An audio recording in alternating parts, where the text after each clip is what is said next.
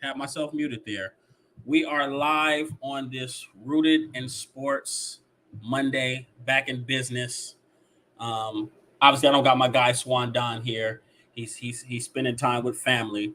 So I'm gonna have a special guest, somebody that you guys have definitely a familiar face, somebody you guys have seen a few times. Mr. VJ Vernon. He's gonna come on here in a few minutes, and we're gonna dive into a few different topics. One, NBA free agency updates. Right, it's beginning wild.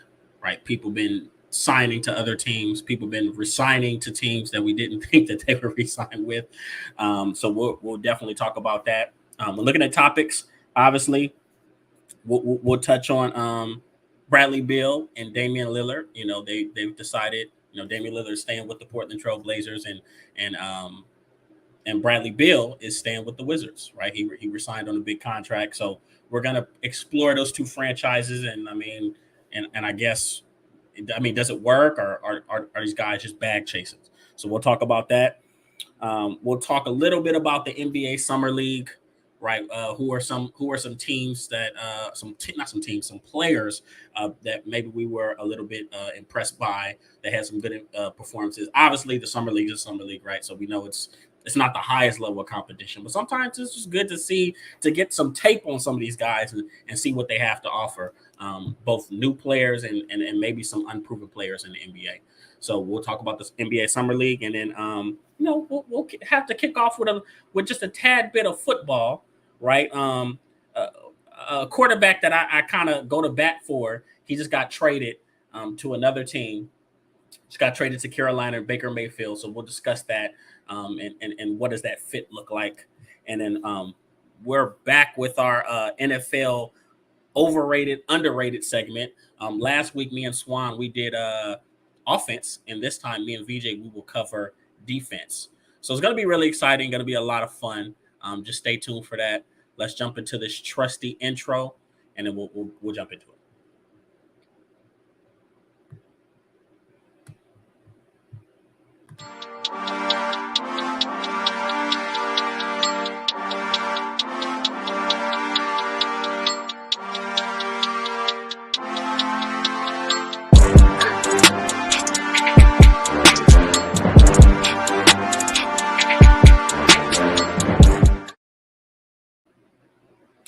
And we are back.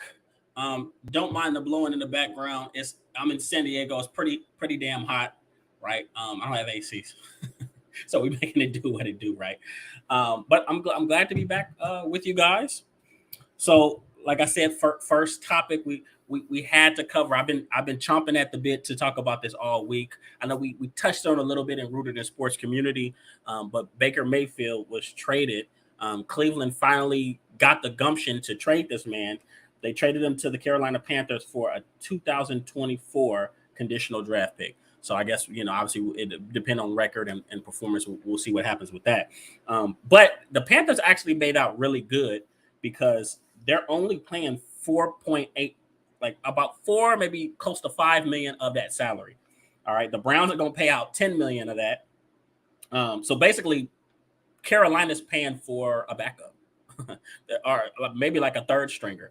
But, we all knew that Cleveland, when they were first talking about trading Baker Mayfield at the beginning of the offseason, they stood pat that they weren't going to pay any of his salary. I remember even Colin Cowherd talked about this, but they said they weren't going to pay any of his salary. But as time went by, and obviously the Deshaun Watson situation got worse and worse and worse and worse and worse, then they were like, okay, well, nobody at this point, not too many people. There's not that big of a market for Baker Mayfield, and these other teams have leverage because we need to get rid of this guy, right? He's no longer a fit here, and how can we have him and Deshaun Watson? And obviously they signed Jacoby Brissett and they brought in some other guys. How can we have them coexist in the same quarterback locker room? And it just wouldn't work. Plus, I think they, let's say Deshaun, we're exploring what's going on with Deshaun's situation. I know they had a deadline they had to meet today as far as getting some information in to the court. But I think that if, that would have been a very bad situation if they did have to turn around and go back to Baker Mayfield. So I feel like this was something that they were gunning to do because they wanted to save face right? They didn't want to have to crawl back to him and ask him to be their starting quarterback. So they brought in somebody in Jacoby Brissett, who I think is going to be really great for their locker room. He may not give them a lot of upside. I mean, you remember when he was starting for the Colts a couple of years ago, like he did a good job. I mean, he was a serviceable starter, but you just saw that there were limitations that he had. He's not a guy that's going to be able to win big games with his arm. That's just not who he is. But I mean, obviously, hopefully for that Cleveland roster, they got Nick Chubb and Kareem Hunt and that elite offensive line. Maybe they can make that work. Now, the biggest question that everybody has is, how does Baker Mayfield fit? Like, how does he fit in Carolina? And I'll be honest with you guys, I don't know. I really don't know. That's not the team that I would have preferred for him to have went to. Like, I wanted him to go to Miami. I think he's an upgrade over Tua. I would have loved it for him to go to Seattle. Not that Seattle has a whole hell of a lot, but it's a place that he can kind of go and start over from scratch. And I'm slowly becoming a big Rashad Penny fan, so I would have loved to see that dynamic. Two guys that were high round draft picks, maybe didn't impress as much as you thought they were going to, and now they're both kind of rebuilding it together. Just something I wanted to see, maybe like a movie. But you send him to Carolina, and it gets interesting because now he's in direct competition with Sam Darnold. Anybody knows me, I'm a Sam Darnold supporter. Probably more in part because he's a USC guy and I'm a USC is my team. But so you could say that Baker is a little bit further ahead in his progression as far as quarterback play, his football IQ, some of the throws that he can make. Baker Mayfield's not a bad quarterback, right? Like, we've seen him. He's proven that he can make all the throws. He can operate off of play action, and he throws a pretty damn good deep ball. He's just a guy that can't really make plays off script. And he's not big or fast or athletic enough to kind of improvise and get things done on his own. So that being said, that is where I see Sam Darnold potentially having the upper hand, because he is the bigger, stronger, better athlete. But he's never had that opportunity to be behind an elite running game or an elite offensive line. I mean, granted, last year he had some really nice weapons on the outside with Robbie Anderson and DJ Moore, but that stuff was never able to come to fruition once Christian McCaffrey got hurt. So, because I had people doubt me, when it came to Sam Darnold. I told him, I said, when you look at Sam Darnold, you can't help but look and see what happened with Ryan Tannehill when Ryan Tannehill left Miami and he was under Adam Gase. I don't know what it is. If you're under Adam Gase, man, you leave, you automatically become better. I don't know what it is. But Ryan Tannehill goes to Tennessee. Obviously, Marcus Mariota is still the quarterback. And he gets to sit behind an elite running back in Derrick Henry, right? Arguably the best when healthy. And it takes the load and it takes so much pressure off of him. And then you really start to see his game go upwards. I mean, he's still not an elite quarterback, but he's good. And if he gets into a rhythm, he can throw the damn ball. Sam Darnold, I think, can be every bit as good as what Ryan Tannehill is right now, and maybe even better if Christian McCaffrey can stay on the football field. So definitely going to be exciting. But really quick, I got to get my guy VJ in here. He loves to make an entrance. Anybody see Biker Boys? He's like Smoke. What's VJ, up? How you doing? What's up, man? How you doing, brother? I'm blessed, man. I can't complain. Good, man. It's good to see you. Thanks for having me on, man. I appreciate it. Oh, it's always a pleasure. Yeah. I got to get my guy on, even though we're polar opposites and we're mortal enemies. We're like water and oil sometimes, but we get to put out some great sports content together. Yeah, that's only because you just say wild stuff like you was just saying about Sam Darnold and Tannehill. You say wild things, bro. That's why we Sam Darnold can be every bit as good, if not better, than Ryan Tannehill. What's wild about that? Kermit. Are you serious? Hey, Kermit the Frog. Are you serious? Hmm? You really honestly think that I'm you know what? I won't say tired because it's not that. I just find it amusing and amazing how Sam Darnold gets every opportunity, and the easy blame is Adam Gase. And I'm not an Adam Gase guy. I was never an Adam Gase guy. but I've never blamed a coach for a singular player not developing. Because in football, you have a quarterback coach. What the hell were you doing at USC? What are you doing in the offseason? Who's your trainer in the offseason? Where are you working out in the offseason? I just never do it. So people can say what they want to say. That's point one.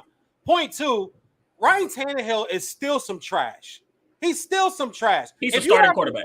If you have to say, oh, well, he went to Tennessee and he was better behind arguably with the best running back, which I disagree. I think pound for pound, when everyone's healthy, Dalvin Cook's the best running back in football. Stop it. Pound for pound. Well, yeah, that's pound for pound. Stop that. Stop that. Look, stop that. All I know is this. Knock it off. And Ryan Tannehill and Derrick Henry's last 2 playoff games, both at home. Ryan Tannehill has 5 interceptions, and Derrick Henry has 103 rushing yards in 2 playoff games at home. Hey. Hold up. So this idea that this big guy, and listen, leg injuries to big backs, never the same again. Okay. We're on the same page, VJ.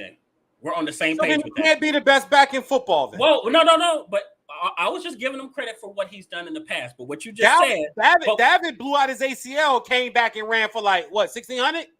Well, first of all, I got into an argument. Me and Swan had a real terrible argument over the phone. We really should have recorded this because you guys were like, man, these guys hate each other.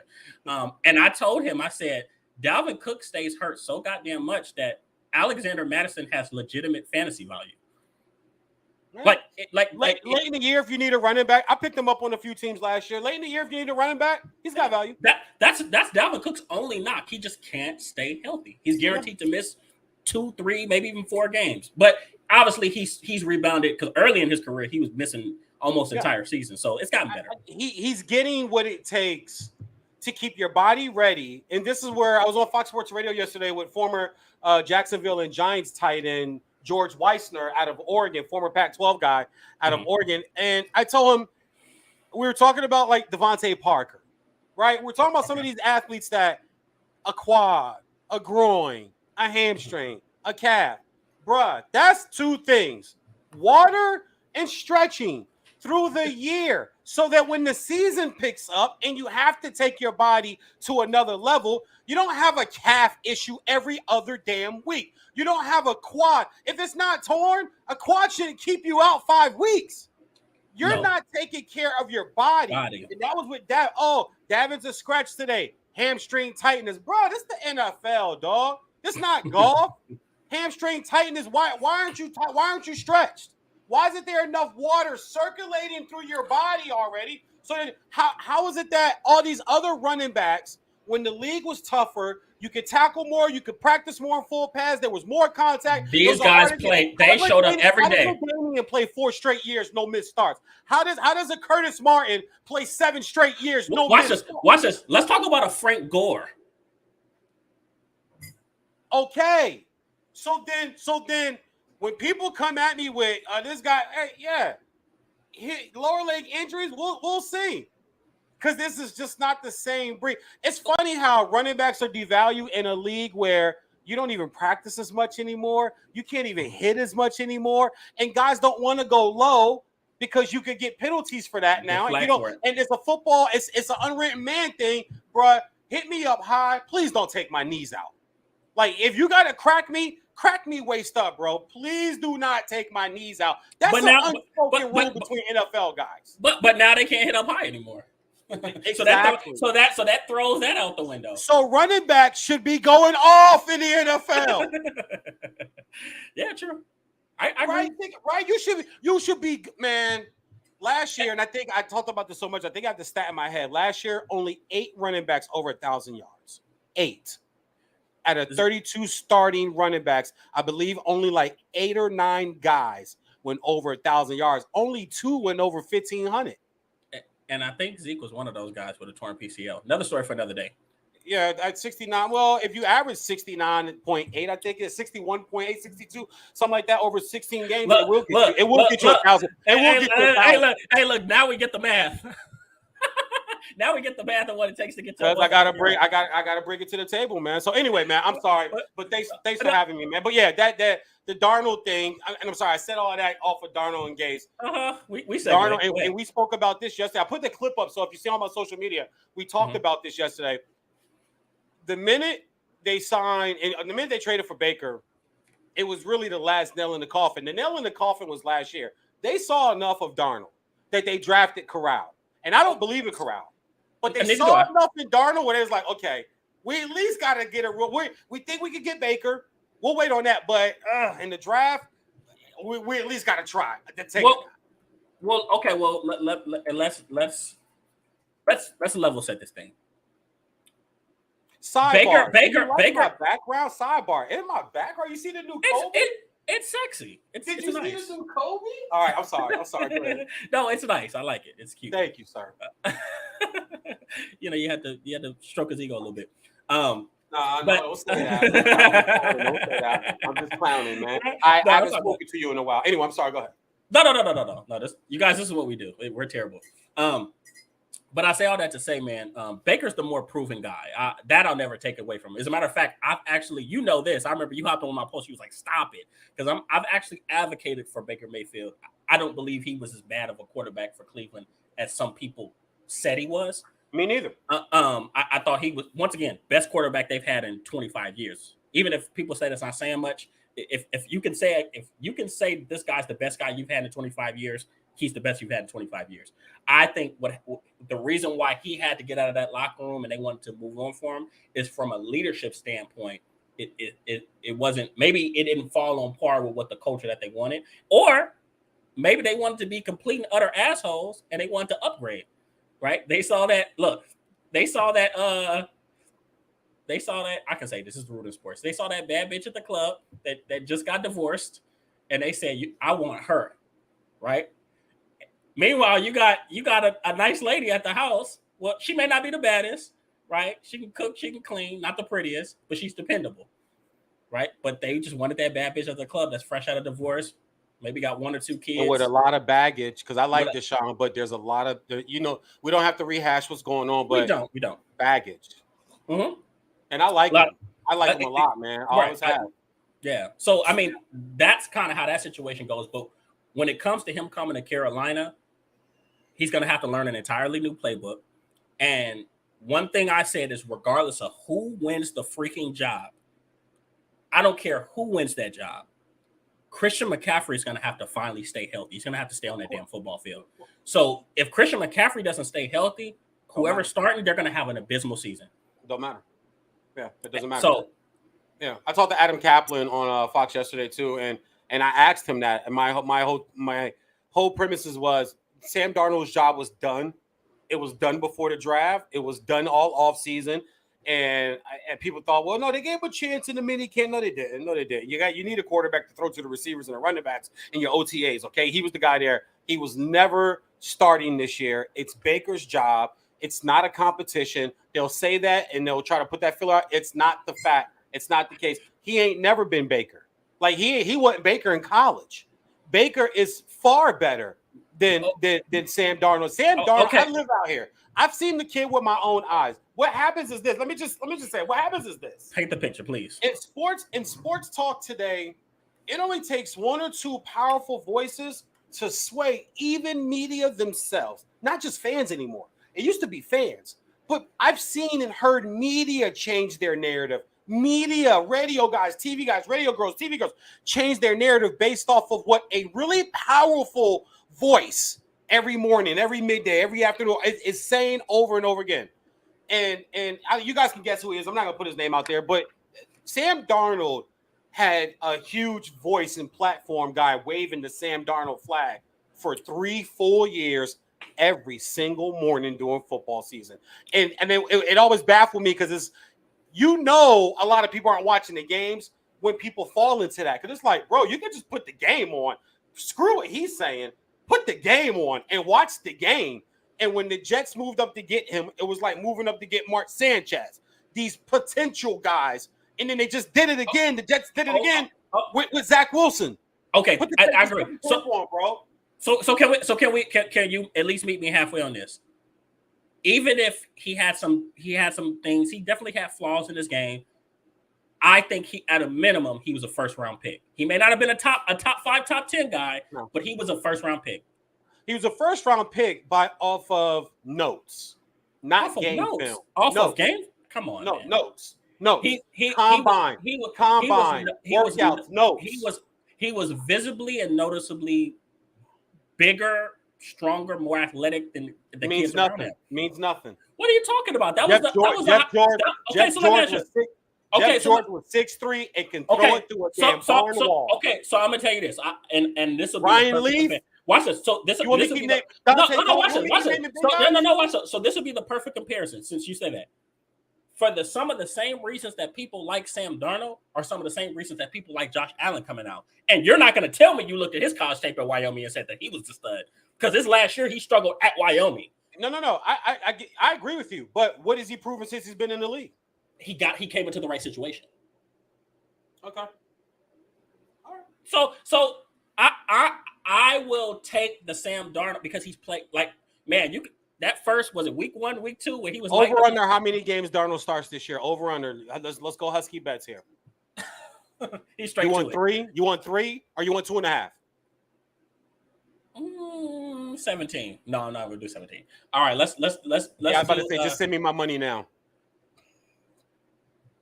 Over under 2.5 or 3. Let's do 3. All right, so I'll take the under. Okay. You're taking the over. So he starts 3 or more games this year. 3 more games. I'll happily take that. What are we betting? I don't know. You already. Stacking them. Huh? Anyway. You're already 2 down. I'm just stacking them.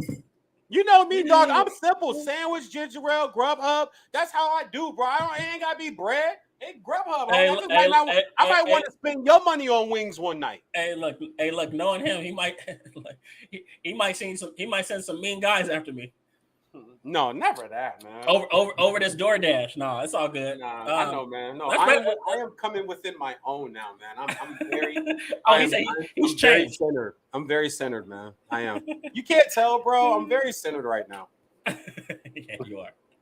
Okay, so we don't know what's gonna happen. Obviously, we bet the over and under. I'll take 3.5. I'll take 3 more games. You'll take less. We'll put another DoorDash up on it. Yep. So we'll see what happens with that. Either way it goes, we both agree Carolina has a ways to go. They got some pieces, but a lot of it's going to depend on if this running back who got paid so much money, if he can stay on the field and actually produce. I actually think that team is better than people think, and I had to look into it because about a week ago I was of your opinion, and then going into yesterday, knowing that was one of our topics, I just kind of pulled it. I was like, and you go look at some of the offseason moves. You remember J.C. Horn, they lost him for the year last year. He comes back in corner. They're receiving corner Terrence Marshall Jr. from LSU, who is starting to look like receiver U, and them in Alabama are fighting for world domination of who can get the most receivers that are actually producing in the NFL, right? And a lot of people like the other receiver they got there. I'm still a little bullish on him. They 3 new starters on the offensive line, which they were horrible there last year. And the division isn't great. Right, it's not great. It's absolutely, right? It's not. It's good. I think we agree. Atlanta's bad. Atlanta's in the top 5 drafting again next year, right? Okay. The Saints. It really depends. It could go either way. Alvin can miss the first 8 games with that situation he has coming up there. He's getting suspended, so it's either going to be like 8 or 6. It's not going to be 4. If Hops is out for 6, Deshaun's probably going to be out for a year. Kamara could be like 6 or 8, so you're not gonna have that weapon. It's Jameson. I like Jameis, but we're like Michael Thomas. Like, what are we doing here? So we don't even know if Michael Thomas will be on the field when they exactly. So if they're healthy and Baker's got this chip, man, like he plays really well when he lets you know. Yeah, I got this right here, right now. He's one of those guys who lives up to and plays well with. I can't take that away from him. When he's healthy, all I know is this. In the last 2 years, his healthy year, they got to the playoffs and they won a road playoff game. Right. Period. It's the stuff we ask quarterbacks to do.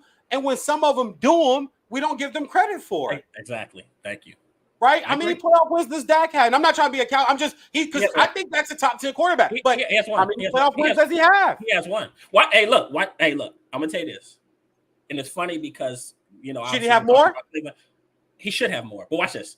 I'm gonna say this. Even outside of Dak Prescott, okay. I'm glad you're saying this and you're bringing up this conversation when it comes to giving quarterbacks credit for the things that they do well. And I think you gotta give them blame when they don't show up. Like, to me, I tell people, we talk about Deshaun Watson. Oh, okay, he's this big upgrade. Yes, he's clearly more talented than Baker Mayfield, but he was drafted to a playoff team and he has one playoff win. People forget the things we ask quarterbacks to do. When some of them do them, we don't get. I never understand. It's like, hold up. So, but you'll say another guy, well, he never won a playoff. That guy hasn't even won a playoff game. It's like, yeah, but Baker's won one. Baker won on the road in Pittsburgh, and they put up 40+ points, bro. But but he's not good, or he's not this, or he's not. It's the but for me. Like, what is the but? That's today's sports talk. There's personal narratives, buts, personal narratives to fit numbers into your so your argument sounds, but. You know me, man. You know what we're doing here at Vesson, brother. We're changing the tide in that. But that's why I think I'm a Baker fan, because his criticism, I get it's unwarranted. I get a lot of it's unwarranted. A lot of it, and once again, there was a huge name on radio and TV when he was at Oklahoma that just pounded on this kid and it's continued to do so. And it's continued to do so. And we don't understand our power. Like, you have power, bro. Your show, the way you do your business, trust me, you may not know it. You have some fans right now. You don't know nothing about them. You don't even know they exist. They hinge on what you're saying. Yeah. They hinge on what we all do. Trust me. And you have to know your power. And I don't like when people try to act like they don't have that power. It's like, bro, you know how powerful you are. Stop it. Stop it. And the stuff you're saying makes people go, yeah, I like what that guy said this morning about Baker, because bro, then why didn't you say that before then? Why didn't you say it before then? Because you heard somebody else say it first. Yeah. And one thing I pride myself on is I always have my own opinions when it comes to sports. Absolutely. On everything. I don't regurgitate other people's opinions and thoughts. So so and I know, watch this, and I know this gentleman sitting across from me, he doesn't regurgitate anything. So, we have our own opinions on things. But something else you said before we move on to, by the way, I hope you're excited for our overrated, underrated segment. And I hope you know what? I got more excited the more I did my notes. So that's definitely going to be a lot of fun. But before we jump into that, you said something earlier about Derrick Henry. And I kind of want to state this, even though it's a little segue off topic, but pay attention. And I want anybody that's watching, to do your research on running backs after they have a 2,000-yard season. Yeah. They're never the same. Never the same. They're never the same. And Derrick Henry is a guy that has had 2,000-yard seasons at every football level, high school, college, and then now in the National Football League. So he's a guy that's been strapped with a lot of carries. So don't be surprised. I don't want to say fall off a cliff, but if you start to see him slowly decline, and you may never see the same back that you saw again. I mean, hell, Chris Johnson rushed for 2,000 yards, and he was never the damn same. Well, not just him. I know you see me. I'm flipping through notes because I've done this. It's crazy how stuff comes back to me, man. Mm-hmm. I did this topic on another show. I have every 1,000-yard rusher, and then their following years. And what they ended up doing from then on, I found it. Got it right here. Throw it out. All right. So 2,000-yard rushers. All right. So Barry Sanders did it in 97, 2,053. The following year, Barry went out and had another 1,800 yards. Barry's fourth all-time in rushing. That's why I did this, to line up the all-time guys. Mm-hmm. Adrian Peterson is fifth all-time in rushing. Adrian Peterson did it in 2012 after the ACL, MCL, and PCL tears. He went for 20. He went for 2097. The following year, he went for 15. Eric Dickerson, ninth leading rusher, still holds the record, 1984, 2,105 yards. 21st all-time leading rusher, O.J. Simpson, 1973. Hey, speak about him. He did a lot more, guys, than Orenthal. Than the Naked Gun movies and the Hertz commercials. Terrell Davis, 1998, went for 2008. He's 56 all-time. The rest of these guys aren't even top 60 rushers of all time. Jamal Lewis, 2003, 2066.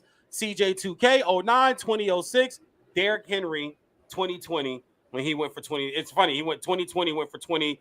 In 2020, he went for 20 yards. Yeah, 1,000 yards, 2,000 yards. So it was really weird to see that and go, wow. And also, too, in those years, those quarterbacks also were much, much better. And I remember swinging this topic around the Tannehill.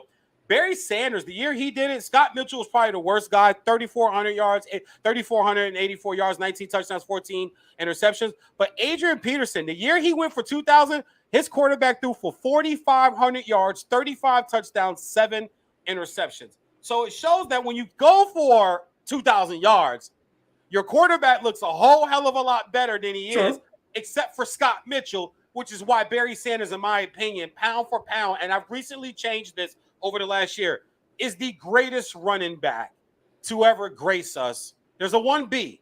He is taking 1A for me now, and then Jim Brown, and then Jim Brown's like 1A and a half. But those are the two best running backs. Okay. Pound for pound, ever to touch the gridiron and grace us with their presence. I would love to say Bo, but he's in my top 5, but he's not those two guys.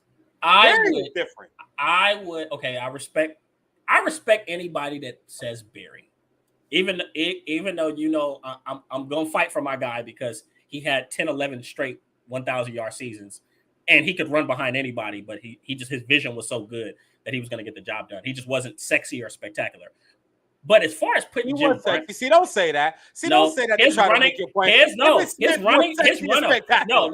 his running style was not sexy or spectacular. It wasn't. He wasn't the fastest. Disagree. It wasn't the fastest. So he wasn't the biggest or the strongest. He was strong as shit. Yes, he was. He was a strong second effort runner, but he wasn't. When you mentioned your top, you mentioned your top power backs in NFL history. He's not mentioned amongst. You see what you're doing there though. He was a very no. He was a very balanced, great second level runner, and he had phenomenal vision.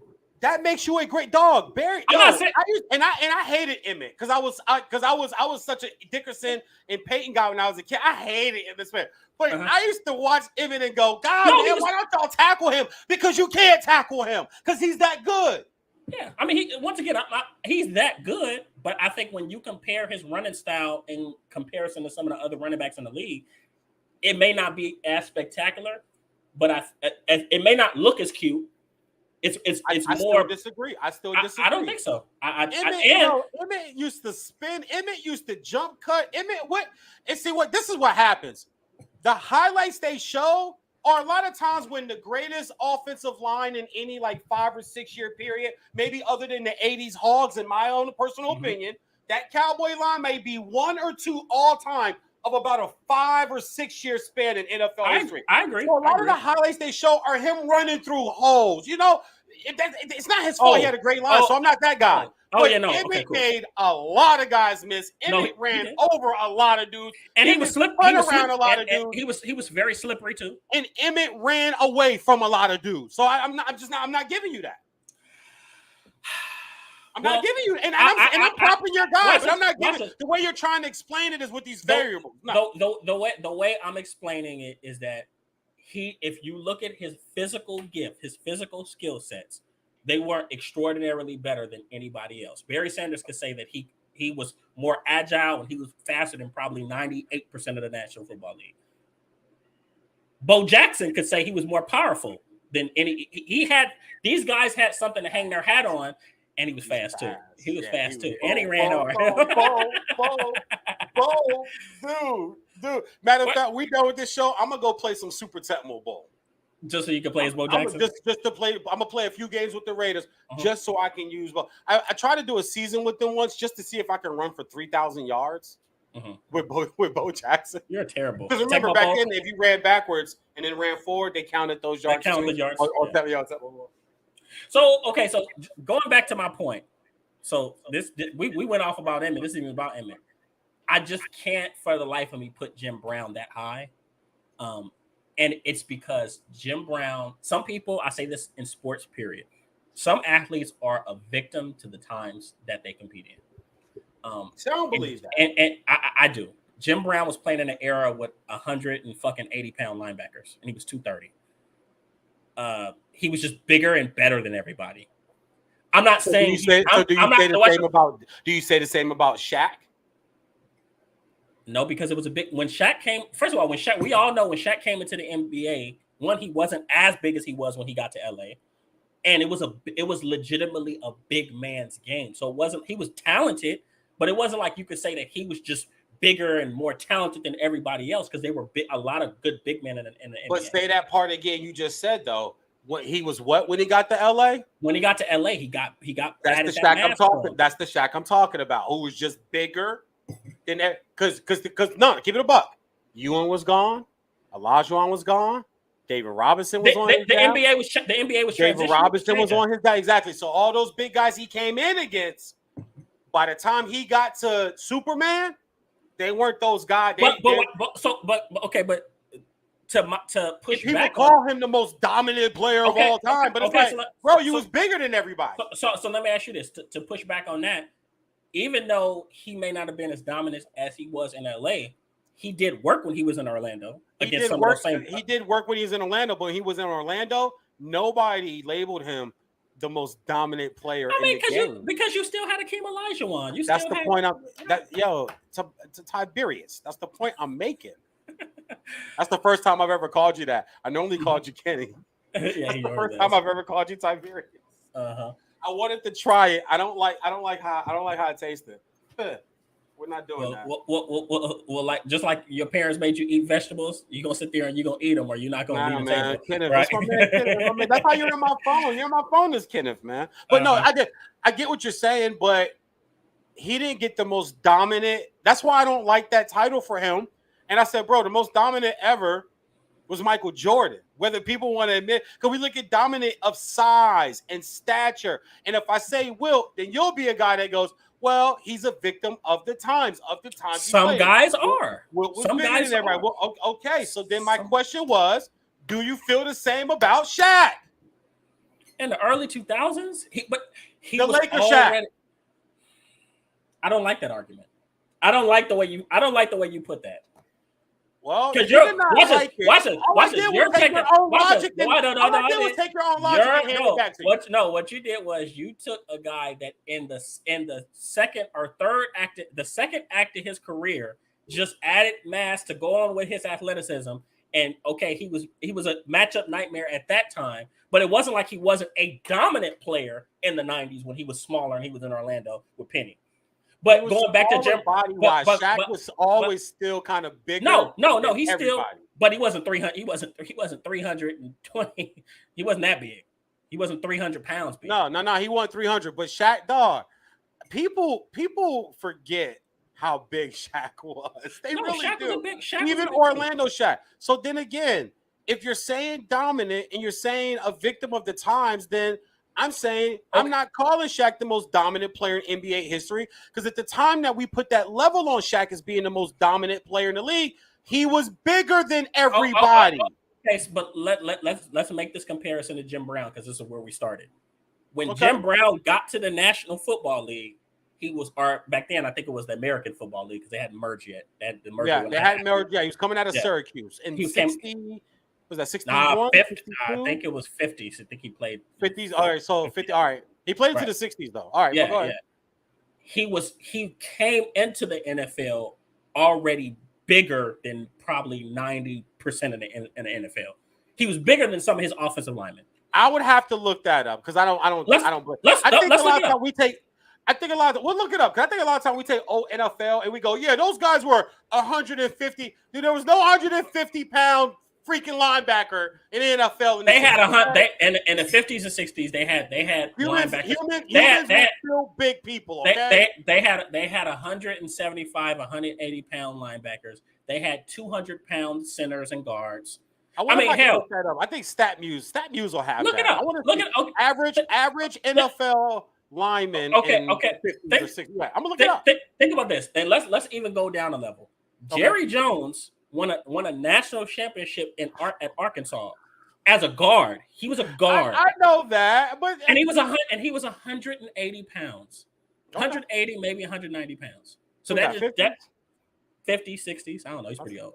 But yeah. So that's my argument. But another story for another day. But let's get to this overrated, underrated segment.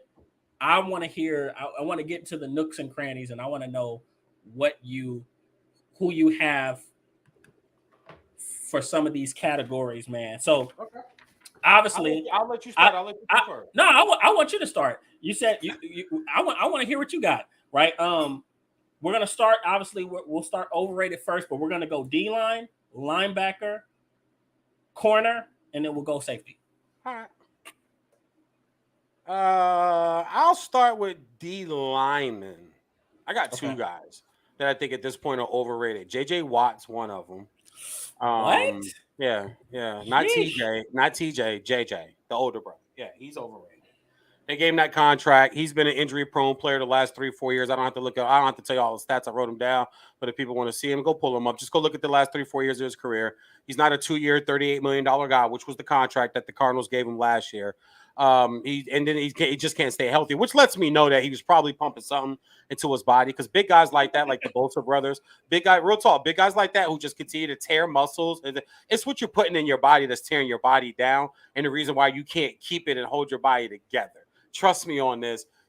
I've talked to plenty of athletes in many sports on different levels and platforms, and they tell you, that jawline. All you ever got to do is look at the jawline. That's why I tell people LeBron's on HGH. He's been on HGH for a decade. Look at his face. His jawline is as wide as it's ever been, and the body don't get better, guys. James Harrison is another NFLer. I can tell you, the body don't get better, ladies and gentlemen. I don't care how much you live. I don't care what you eat. He's all natural. No, he's not. He's all natural. For the Steelers. He's from blue collar. He already got slightly dinged on what's not a negative test. Not a negative test is a in something when they can't find it, but they can tell there's something in you, Pete, but they can't detect it. What do they call inconclusive? He had an inconclusive test. And anybody with that type of temper, and that type of attitude, so they couldn't prove it. So they couldn't prove anything. So they couldn't prove it. They couldn't prove Barry. Hey, listen, I tell people all the time, Barry never failed a test. And I'm a Barry fan, but if somebody goes, all right, VJ, fan hat off, did Barry use? Yes. But he never failed a test. They never caught him. But if you ask me if I think Barry Bonds used. So anyway, next guy, Von Miller because of the contract. And Von Miller hasn't really been himself the last 2 years. He was able to get into a great situation, and that's why he left and went and got another big paycheck. He knows he's not the same player anymore. He knows he's not the same guy. The Rams weren't going to give him that money. He could have easily stayed. And the closer we get to training camp, I'm almost thinking about making them a Super Bowl. I don't think they'll repeat, but I know they're getting back to the NFC Championship game because I just don't see an NFC team that got that much better than I think the Rams will be this year, especially with Cam Akers and guys like that back. Yeah, bringing in new receivers. They move on with Robert Woods, but you bring on other guys. I think they're priming to try to make a run back at it. I don't think they'll have a Super Bowl hangover. But Miller leaves and goes and gets 130 from the Bills. Now, earlier we talked about hamstring, groin, quads. It's cold in I've been up there. It's cold in Orchard Park, man. And like Halloween, it's cold. Them old muscles over 35, they take a little longer to warm up and stretch out and chase around. Bill Belichick's team, chase around what the Dolphins are going to put on the field this year. So because of the contract, I call him overrated. So those are the two defensive linemen I have for overrated. And I'll say this: I can get what you're saying about Von Miller, maybe because of the contract, but I think he's there. You're paying a hell of a whole lot, but more than production, I think he's really going to help some of the young guys that they have on the edge with AJ Epinesa and Gregory Rousseau. And I think those guys have a lot of potential. They could be 8 to 10 sack per year type of guys, but hopefully you can get that out of them. So no, those were their defense has been good, but Buffalo is going to come down to their running game. Last 2 years, 26th, 28th in the league in rushing. They can't run the football. They drafted Dalvin's brother, so we'll see what happens, right? Yeah, did he look happy even being there though? You see that kid's face? Hey, you better what he look like? He did not look happy being there. He looked like Warren Sapp when he got drafted by Tampa Bay. Yeah. Or Eli when he got drafted by by San Diego. Yeah, people forget about You that. remember Eli holding the jersey like this? I don't like it, but that was because Arch Manning was like, I don't want my son playing for the Chargers this and the third. So yeah, Yep. Okay. So those are my two overrated guys. So overrated. Oh, who's your underrated? Do you have underrated?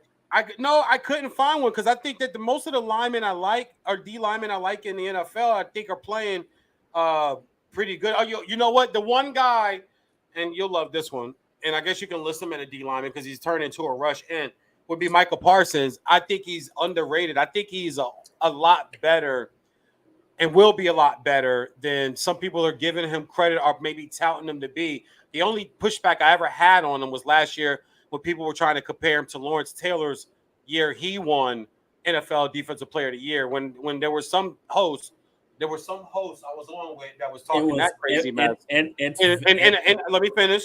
And then we saw how in the end of the year it tailored off. People were talking at around week 12, week 13. It's like, let him get through a whole year, bro. I feel what you're saying, but Lawrence Taylor, he changed the game. When you change the game at a position, I've seen guys like Javon Curse come into the league and have 15 sacks as a rookie off the edge. So it wasn't nothing, and I don't want to go up, but just one point. It's like Ja Morant. You and I and your guy talked about it, right? I've seen him before. Now, I'm not saying what he's not doing is impressive, but I've seen him before. Yes. His name was Penny Hardaway. His name was Derrick Rose. His name was Russ Westbrook. He ain't getting triple dubs. Russ was getting triple dubs, bro. In his young starting prime, Russ was. So it's not like I'm not appreciating like what Micah did, but don't tell me you haven't seen Michael before. Don't tell me he's Lawrence Taylor. That was my only thing. But if I had an underrated guy, I would say it was Micah. I think he's a lot better than some of the pub that he's getting. And maybe because you still have a guy in the league by the name of Aaron Donald. So that guy's going to get a lot. That guy's going to get a lot of pub. Right. He's otherworldly. I agree with that. So, I mean, I kind of had to bite my tongue a little bit when you were saying, I think the comparisons are very valid and there are so many similarities from size. You do for every Cowboy player we talk about. I don't. I'm the most unbiased. You've never not told me a Cowboy player wasn't good. Not once. I've told you what they weren't. I've told you they weren't. They may not have been the elite of the elite, but I give them credit for who they are as players. I'm not a bias. Here's the thing. This is why. This is. I think this is what grinds VJ's gears. I'm not a biased Cowboys fan. I love the game more than I love my Cowboys. So it makes it hard to argue against a person like me. But if you have to say you're not biased, that means you're biased. No, it doesn't. It doesn't. So okay, look, man, no offense. That means you're about to say something offensive. So look, how about this? We're not gonna go down this road because it's we have plenty of football, so don't worry. We'll never get back. So okay, so my overrated. This is a guy that I promise you, I think he's a damn good player, but people put him in a category with a guy that you just mentioned. Fletcher Cox. I think Fletcher Cox is so overrated. And I say all that to say it's because when you look at his, outside of all the money that he's made in Philly, he's not a very productive guy. He does a lot of things that really doesn't show up on a stat sheet. He's only ever had one double-digit sack season. You can say, okay, well, he's a strong anchor, and he is, but I can only say he's probably had in his tenure since 2013, Philadelphia has only had about 3 top 10 run defenses during that time frame. Outside of that, they were about mid, or sometimes they were downright bad. So it's not like he's the greatest run stopper of all time. I think he's more of a jack of all trades. He was never he could stop the run, but he never became an elite pass rusher. And you're looking at his stats, man. I mean, look at this. I'm not. You know what I am looking at? I'm sorry to interrupt. What I am looking at though is I'm looking at 15 or 16 starts out of 10 years, only less than that, and that was 14. Availability. The best ability And in sports watch, is availability. watch us, and I'll get and I can give you that because that's an argument. Look, that's an argument I make for my guy Zeke as a running back. Availability, he's always there, right?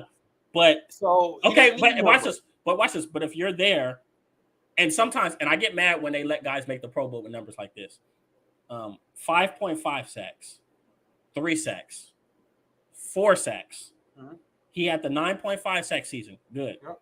6.5 sacks, 5.5 sacks, 10.5 sacks, the most sacks he's ever had. 3.5 sacks, 6.5 sacks, and 3.5 sacks. And I think he made the Pro Bowl last year. And there were times where they were comparing him to Aaron Donald, and I couldn't understand why. Because to me, because you're looking at the numbers, and I don't just look at the number. I look at the impact. When you watch Fletcher Cox, you're like, oh, he's pretty good. When you watch Aaron Donald, he's the best player on the field. Their games. I disagree. Their games. No. Negative. Watch this. Aaron Donald. See my hands. Aaron Donald. Fletcher Cox.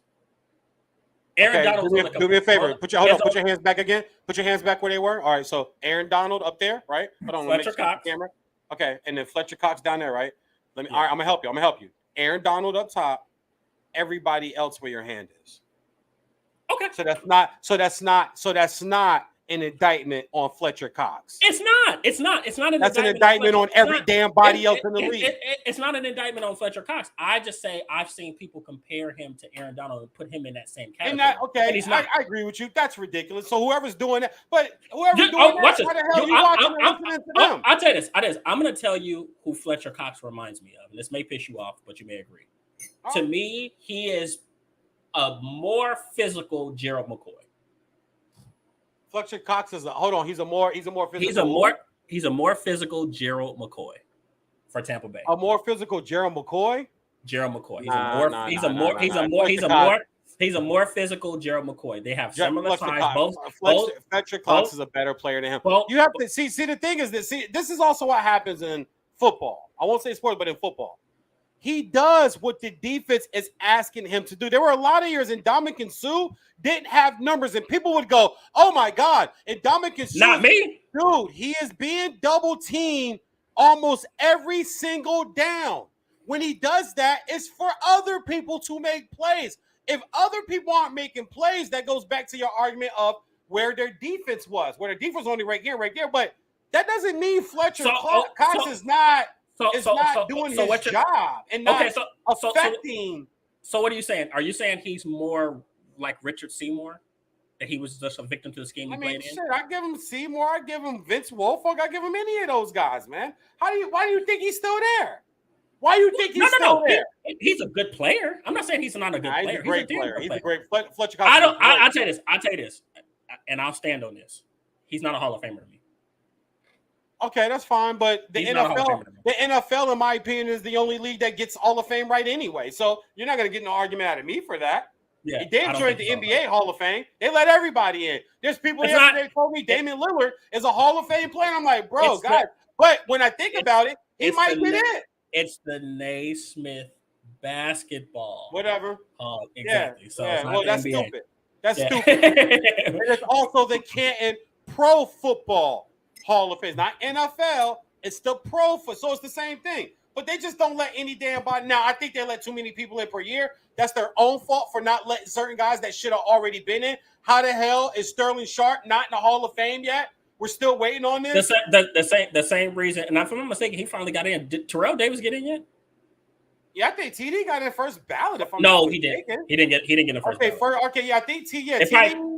He might have if he made it in, he just got in. Maybe 3 or 4 years ago, I think TD 2 to 3 years ago. It wasn't that long ago. It wasn't that. But I did the interviews. I did the interviews with the official NFL.com. I interviewed every Hall of Fame guy last year, so he wasn't one of them. Right. But I'll say all this to say, like, you have guys like that were great. Sterling Sharp, if he keeps playing, he's probably the best wide receiver ever over Jerry Rice and Randy Moss. Yeah, but to me, Tim Brown. Tim Brown's a tier below them to me. Tim Brown's a what? He's a tier below Randy Moss. A tier below? He's like a slight tier below. So when I look at the Hall of Fame, you see what me and VJ do? We go on these wild segues. But when Tim Brown top 10 all time to you? He is. Okay. Top 10 all time. So then that's not a tear down. No. So when you break down the NFL Hall of Fame and you look at wide receivers, I just talked about this. We did the overrated, underrated segment last week, and I said this is Swan. Let's look at a guy like a Julio Jones. I could never put Julio Jones in the same category as a Megatron, as a Jerry Rice, as a Randy Moss. To me, he's not in that class. Well, he's not Jerry Rice's category, but who is other than Moss?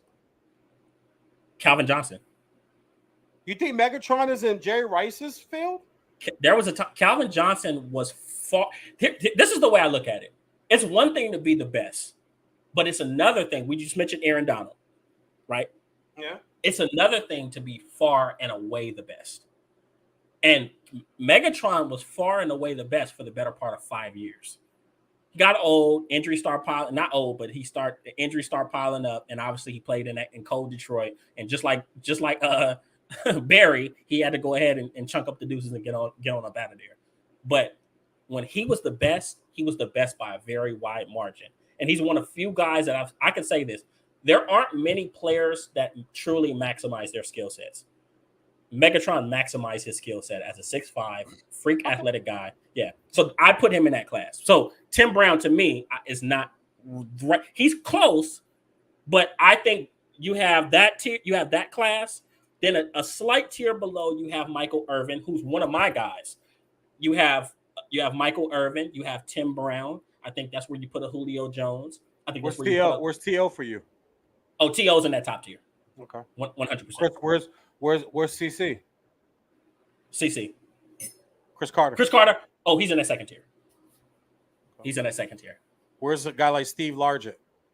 Shit, third tier. Marvin Harrison. Second tier. So you filled out your top 10 though.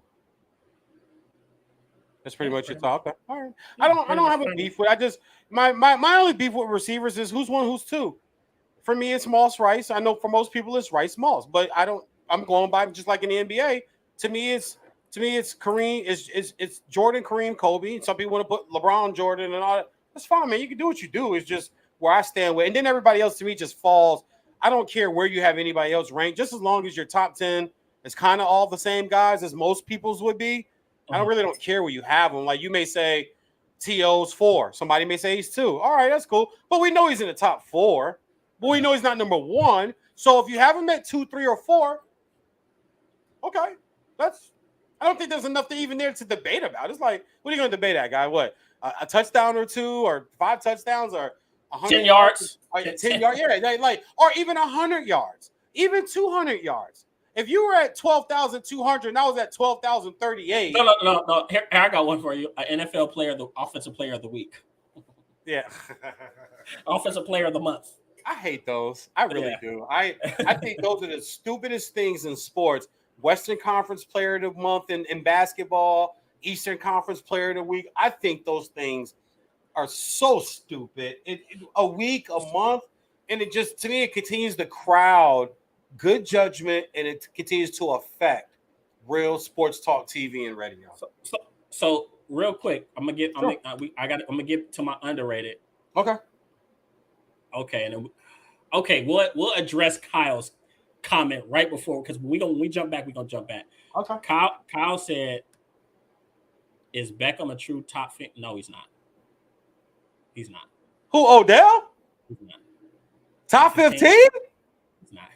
Hell no. Not just no, but hell no. He's not. Watch this. He's not even a top 10 receiver right now.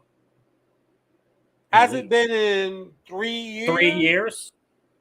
No. And I'm a big Odell supporter. I would hope that he can rebound and catch a stride, but no, as it stands, no, he's not. He's not top 20 all time. No, he's not. I can ramble off 20 right now. He's not top 20. That means you're putting him over Reed, Monk, Gary Clark, Michael Irvin. We already named the big guys. But Fryer, Steve Largent, an Irvin Fryer, a Torrey Holt, Reggie Wayne, bro. We literally just gave you like 16 names. Isaac Bruce. With the guys we already, I don't know if Isaac Bruce is top 20. I don't know, because we still have Richard Stallworth. We still haven't mentioned Swan. We still haven't mentioned God, I just interviewed him. Drew Pearson. Drew Pearson. There's 20 right there.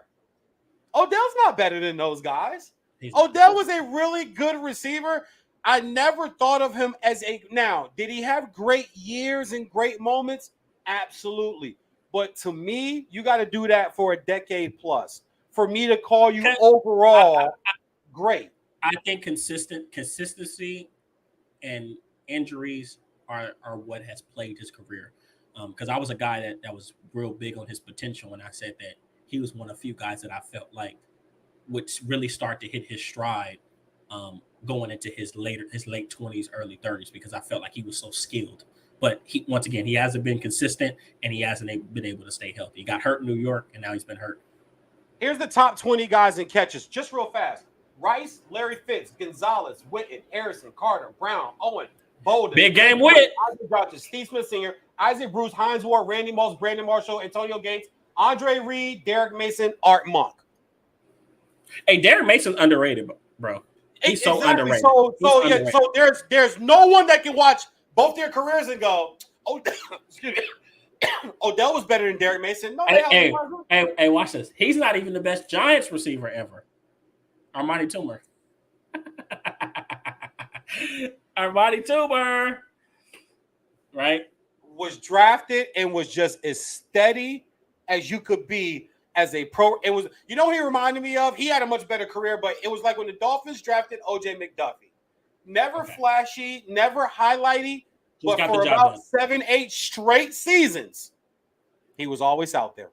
I love never dropped passes, never pissed Marino off. He played Marino for about 5 years, never pissed Marino off. He was always where he was supposed to be.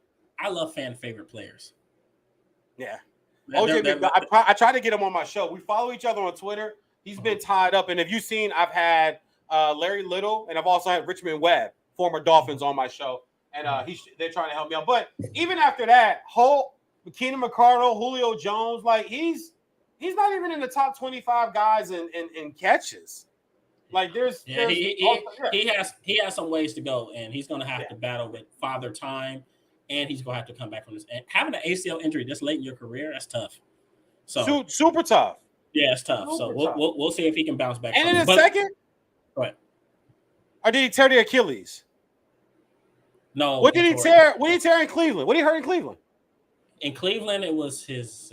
It's the ACL, right? Or Achilles. It was either or. This is the second lower leg. Lower leg extremity, right? Yeah. Okay. So just to answer that question, great question. I love that. Great question, but to answer it, and what's the guy's name? Kyle, you may feel like he is, bro, but you'd have to show me your list where he fits in top 15. Kyle just rambling off questions. Let's get back to this list so we can get on to the linebacker. Yeah, sure. I want to hear some of these things you come up with. So for my underrated defensive lineman, I have a guy that I've always been a humongous fan of. Always respected his game. Probably one of the first truly successful undersized defensive ends. And he did it for the better part of 15 years, and that's Robert Mathis. Early in his career, I think people not wrote him off, but he kind of got overshadowed by Dwight Freeney when he was in Indy. But it's funny, the older they got, Dwight Freeney started to nosedive, and you start to see Robert Mathis get better. And Robert Mathis stayed in Indy longer than Dwight. After they let Dwight Freeney go, Robert Mathis stayed, and he was the captain of that football team. And he actually had a Defensive Player of the Year worthy year in 2013, which was one of his last seasons in the career. I know he played 3 more after that, but he had 19.5 sacks. That was his career high. But once again, this is just a guy, 4-time Pro Bowler. He's had about 1, 2, 3, 4, 5, 6 double-digit sack seasons, but they were all extremely highly productive. Always play hard, high motor guy. But he played the game he played defensive end. They obviously transitioned him to outside linebacker later on, but he played defensive end at 6'2", maybe 240 soaking wet. He was never a big guy. So to me, he's underrated. His name gets lost in the fold when we talk about great pass rushers and defensive linemen. And what was his name? Robert Mathis. Oh, Robert Mathis. You said underrated? Yeah, I think so. I think he's very underrated. I think his name gets lost. I think his name gets lost in the fold. Oh man, I think Robert Mathis got Robert Mathis is a watch this, for as long as he played, he's a 4-time Pro Bowler. I could listen. He's not a guy that people talk about a lot. And he has career sacks. I don't agree with that, K Money. He people don't the talk Pro about Bowl Robert stuff Mathis. and all the number stuff I get, but with football, and see, this is where I'm gonna help you. I'm gonna help you. Help me. People don't talk about Robert Mathis. This will be the year where you go, you know what? I feel VJ when he kind of wants to throw away these numbers and these stats. Just put the tape on. Just put the tape. But we know that other people don't talk about Robert Mathis. But see, the thing is this. I've heard plenty of people praise that man. It's what you watching and who you listening to. I've heard plenty of people. And when you watch a Colts game, you listen to the color guy and the play-by-play guy. They're like, yeah, of course, you better double. Look, of course, the color guy. Look, if you watch a Cowboys game, they're talking about Daryl Johnston because he was great.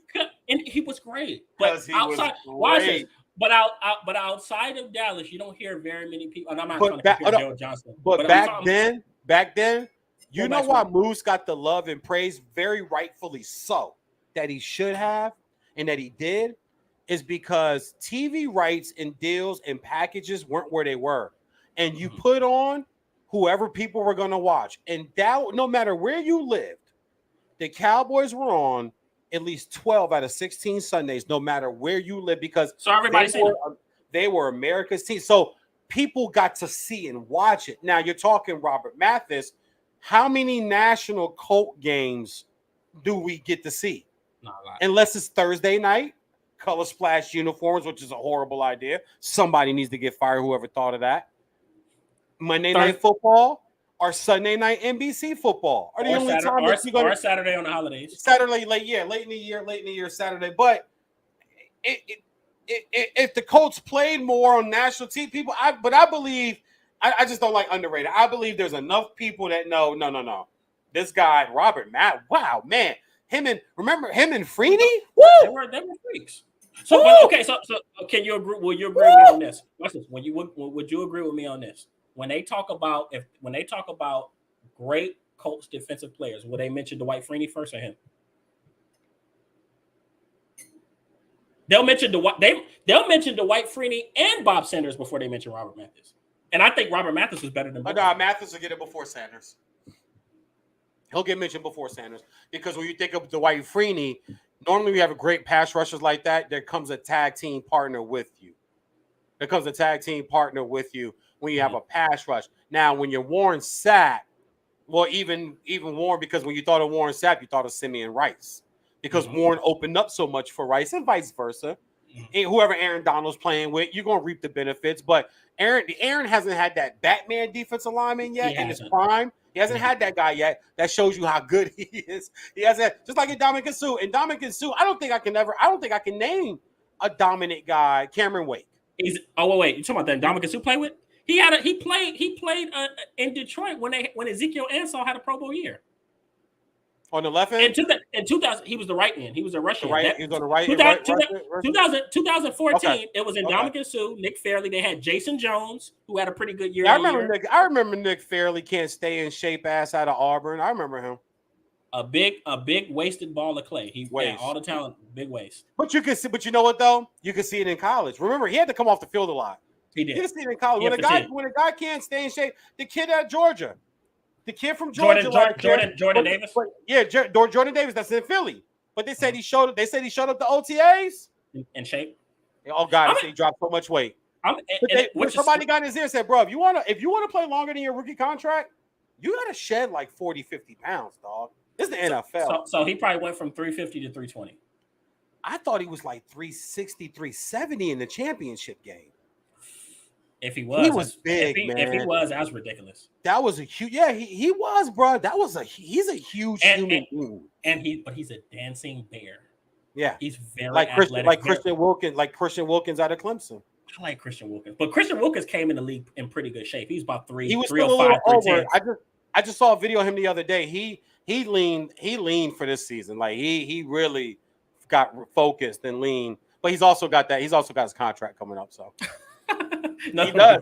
They took care of everybody else on the defense and everybody else in there in Miami. And Christian's like the next guy that's going to be like, hey, So okay. I don't mind. I don't mind. Yeah, I don't. I'm sorry, bro. I don't like you underrated. Well, I have to swing with it. I'm sorry. I haven't heard enough people mention. To me, he's not talking about enough. And maybe you've had those one-on-one conversations, but I don't hear him talked about. And I do one-on-ones, but so let me ask you this, just real quick. How often do you watch NFL Network? How often is it on your TV or your phone? How often?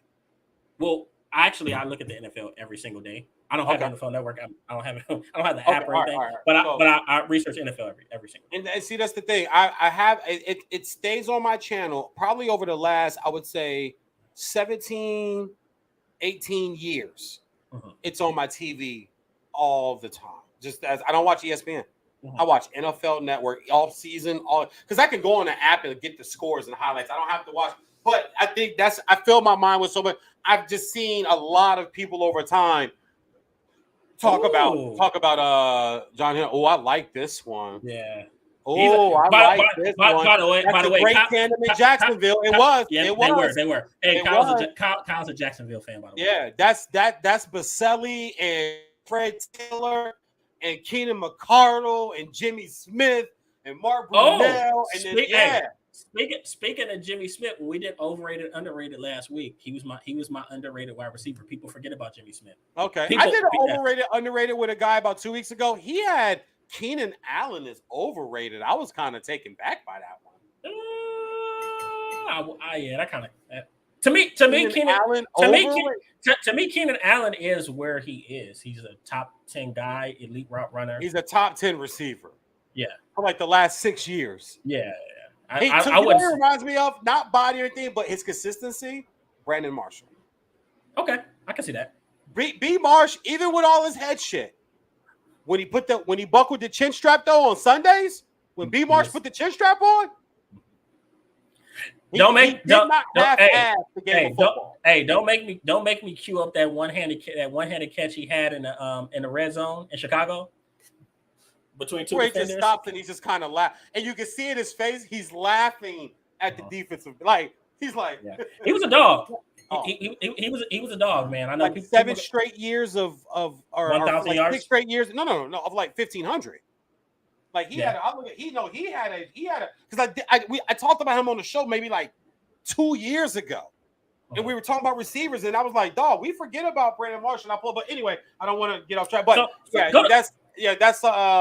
not with Mathis, but that right there, Stroud and Henderson. They get lost in the catacombs because they're Jacksonville. They're Jacksonville guys. Okay, so watch this. So let's go linebacker now. Okay, who you got? Oh, overrated, Bud Dupree. I got Bud Dupree right now. Was this all? Because you don't. When you send notes, I hate to call you out. When you send notes, they're kind of incomplete. Stop it. And I'm a journalist, so I'm very. Stop it. You see me. You looking at a computer reading. I write Knock stuff it off. Like I got a pen. You see, I got a little cup holder without. I get. This is what my office looks like. Look, he has highlighters, guys. Yeah, because I have to highlight. I highlight my notes. Okay, so Bud Dupree, he's an outside linebacker, so I'll let you swing with him. Yeah, I just thought that Pittsburgh, there's always a lot of talent there on defense. When he got to Tennessee last year, ends the year in IR, 3 sacks, 13 tackles. He went and got that big, was a $72 million contract. I don't think he's great in coverage.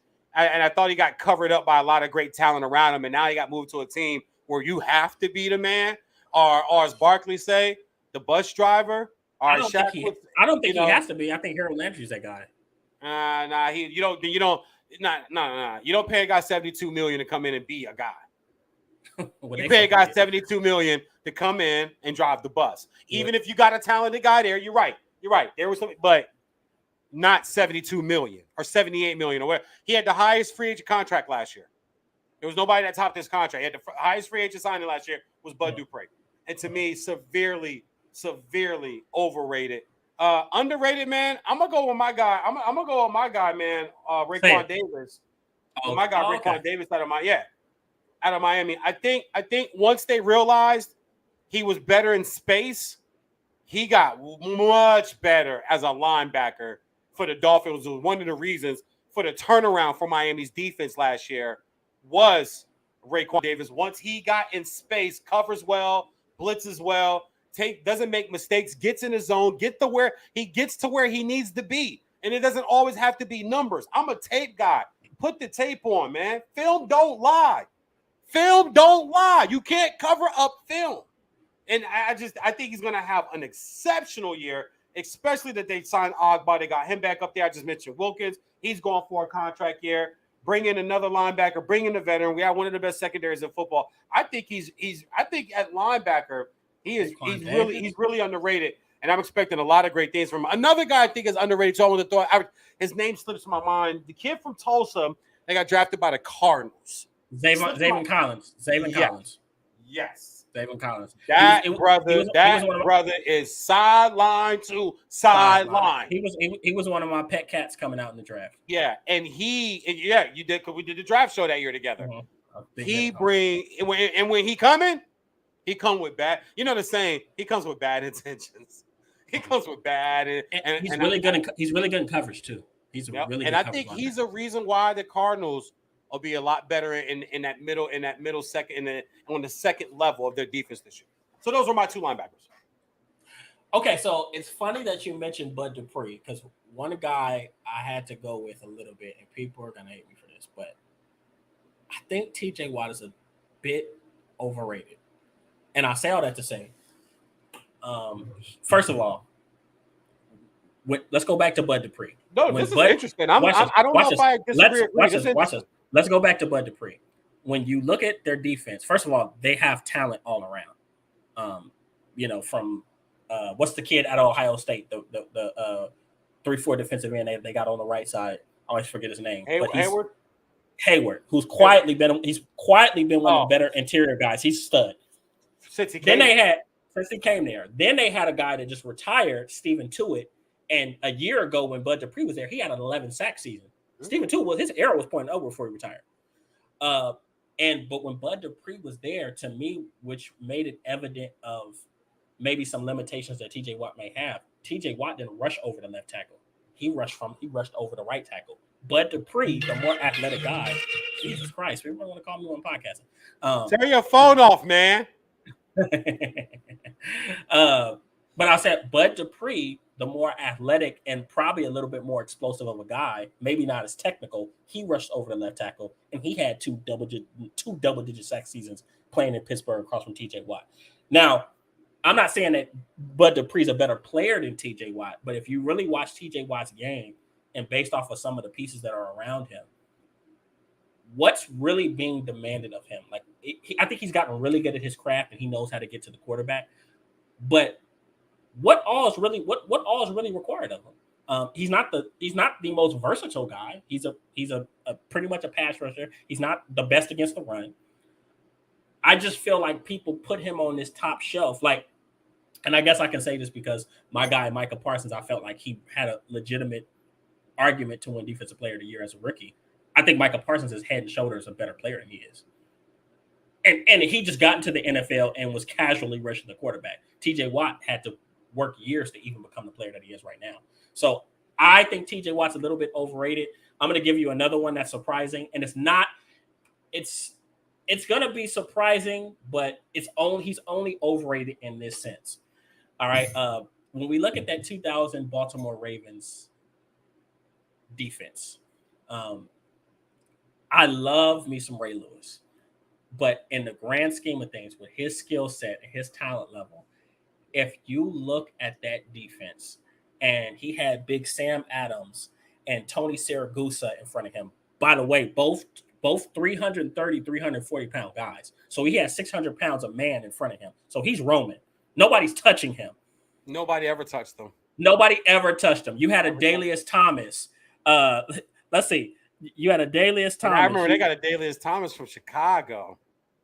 Look, you had Rob Burnett. Rob Burnett was a big guy, 265, 270. You had Larry Webster, 280, 290 pounds. He had nothing but beef around him. Then you had, and then you look at some of the guys that played next to him. You had Peter Boulware. Out of Florida State, stud. You had Jamie Sharper. And I think that maybe sometimes, granted, he's a phenomenal leader and he knows how to rally guys and get them going, but he had guys around him that it wasn't like he was in. I can compare him to your guy, who I think is arguably one of the most underrated guys. He's not even my underrated pick, but he's one of the most underrated guys. Zach Thomas. Yeah, I don't think he's underrated. I'm just mad that he's not in the Hall yet. Well, that's why he's underrated, because why is he not in the Hall? Yeah, because they haven't let the right guys in yet, so everybody's got it's pushed. Wait line. Now, well, it's like traffic. I love to use the analogy of traffic. A lot of times when you get to traffic on a highway and your car stops, it's not what's going on right there. It's what's going on it's the non-driving ass people way ahead of you who are braking and putting too much space between them in the car. People that don't know how to merge onto the highway from off and on ramps and shit. That's what causes traffic. It's never just the amount of people. It's the amount of people that don't know how to drive. So the NFL, the Camp Pro Football Hall of Fame has been the same way, where the people you should already have in, you don't have in. So eventually you have to let them in, which year after year after year after year. Coach Flores from the Raiders just got in. The man's almost dead. And I'm not trying to be funny. I interviewed the guy. And he's old. But the first Latina head coach, Hispanic head coach in the win a Super Bowl for the prestigious Raiders had to wait till 2021 to get into the Hall of Fame. And he did that in the 70s and the 80s. He had to wait 30-something years. He should have been in off the strength of being the first Hispanic. Look, we live in a world, and I think I've mentioned this to you before. We live in a world where DeMarcus Ware wasn't a first ballot Hall of Famer. Who? DeMarcus Ware was not a first ballot Hall of Famer. He probably could have been. Yeah, I'm like, that's ridiculous. Yeah, he probably could have been. First or second. Definitely. If he's not in by the second or third, then I'm like, okay, because you guys got to wait. And then what happens even more is you think you see a guy more like, say, somebody that retired after Zach Thomas, more deserving. So he gets in. So Zach gets pushed back even more. So it's not the guys that should have been in before him. It's even the guys that stopped playing after he stopped playing, that have that did the eligibility like just kind of starting and getting. Like, I loved Warren Sapp. I've always argued that I didn't think he was first ballot. Hall of Famer, yeah, no, not first ballot. He was the league's premier three technique outside of Johnny Randall. Okay. They could say, watch this. They could say before, obviously, Aaron Donald came and he just threw a monkey wrench and all that shit. But before Aaron Donald, we're talking about three techniques, and that Tony Dungy Tampa defense, Tampa 2 defense. It was Warren Sapp and John Randall. They were. I also can make the argument too with all of those linebackers and Simeon Rice and all those other guys too. He faced a lot less double teams than some of the other premier D linemen in history faced, because you got to get over to you got to get to the linebackers. You got to get the Brooks. Somebody's got to get off the lineman and get the Brooks. You can't let Brooks roam.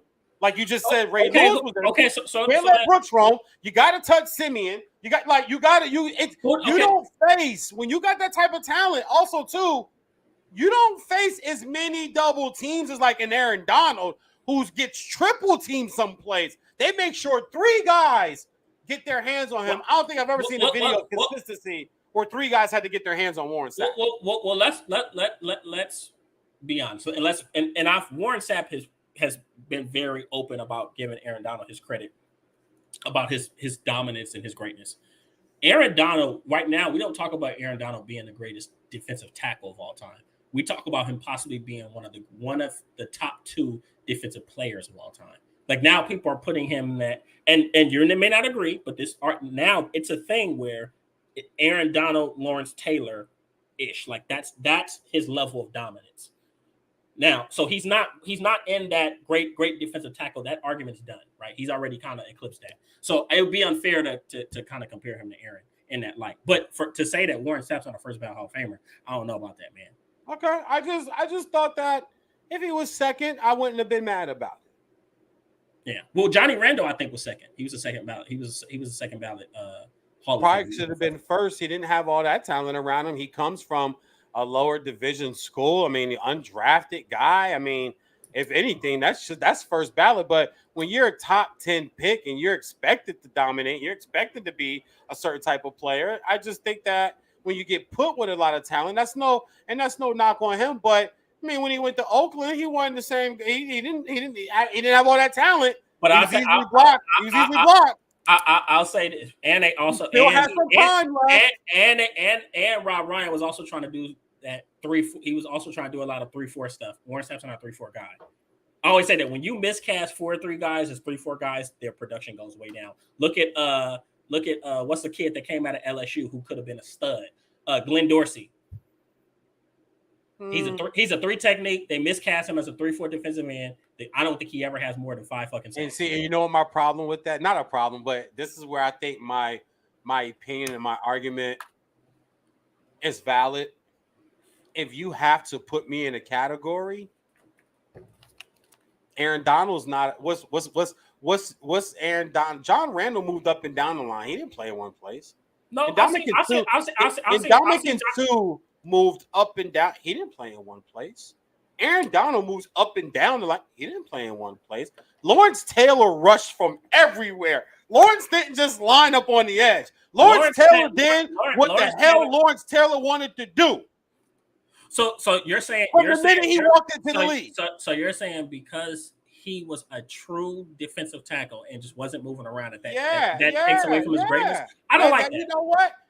You know what? You're helping. That is what I'm saying. I don't like that. To say he's a true 3 tech. Okay. And you're so then what we do is what that does is we diminish any guy that maybe even if he wasn't as versatile. I can watch this. I can give you kudos. And I'll agree with you with giving guys credit for being more versatile. But what we can't say is that this guy is any less great because he just wasn't versatile. Well, you'd have to give me the guy, and then we can go from there. Oh, okay, a guy that what? Okay. You feel me? No, you feel me? Not right now. But you would have to say, okay, VJ, what about such and such? He wasn't as versatile. I would have to hear who the guy is first. Then to go, okay, well, you're right. He was just a rush in from the left. Cameron Wake, they tried to move Cameron up and down later in his career. I think and it didn't work. He was a left or right. Jason Taylor is an Hall of Famer without a doubt. He either rushed from the left or he rushed from the right. He never came up the middle. He never lined up in detail. I watched all my Dolphin games, but that doesn't mean he wasn't as versatile. But he was still just so. There's an example. He wasn't as versatile, but he was still just as great, though. I guess we'll agree. So let's watch it. I guess we can agree and disagree. But I'll tell you this: my underrated guy was another linebacker. Came in 98, played for St. Louis, played for Buffalo, and he spent a few years just killing my Cowboys and breaking my heart. London Fletcher. London fucking Fletcher. I love London Fletcher. Undersized guy. Was quietly one of the best coverage linebackers in the National Football League for a while. I want to say he was good, man. He was damn good, man. He was good. London Fletcher, he played some damn football, man. And he was what you call a football player. He was a football player. He was just a football player. And it was almost as if he was better in his twilight years. It was almost like Washington. Yeah, I feel like Washington was probably the best years he had, and those years, I think they had some pretty damn good defenses, and he anchored them. But man, I was living there, so I saw it up close and personal. Yeah, so London Fletcher is my guy. These are the type of seasons he had. 2011, I think this guy probably is in his mid-30s when he has the season. He's been in the season since 98. 166 tackles, 1.5 sacks, 2 interceptions, 8 pass deflections. Then the next year, he has 11 pass deflections, 5 interceptions, 3 sacks, 139 tackles. This is as an aging player in the National Football League, and if I'm not mistaken, you had a Luke Kuechly in the NFL. You had a Levante David. You had all these dominant off-ball linebackers, and he was still getting the damn job done. I give you one better than that, man. 16 years in the league, 16 games played every year. That's impressive. 16 years in the league. That's right. Games played 16. It's just 16s down the the definition of durable, of durability, reliability, just a tough nose guy. At the linebacker position. If he has to eventually make it in the Hall. These are Hall of Fame numbers. And the 5 picks in 2012 was super impressive. Is the 5 picks in 20? He'll get in. You can't. Eventually. I don't know. Well, here's the thing, linebacker. I'd have to now. Here's the thing: when they do in the NFL and they start to kind of make it like baseball, they start pulling numbers. So if you're gonna look at numbers like overall, it's 1,200 tackles. The sacks only 39, so he might take a hit there. The 23 interceptions is impressive.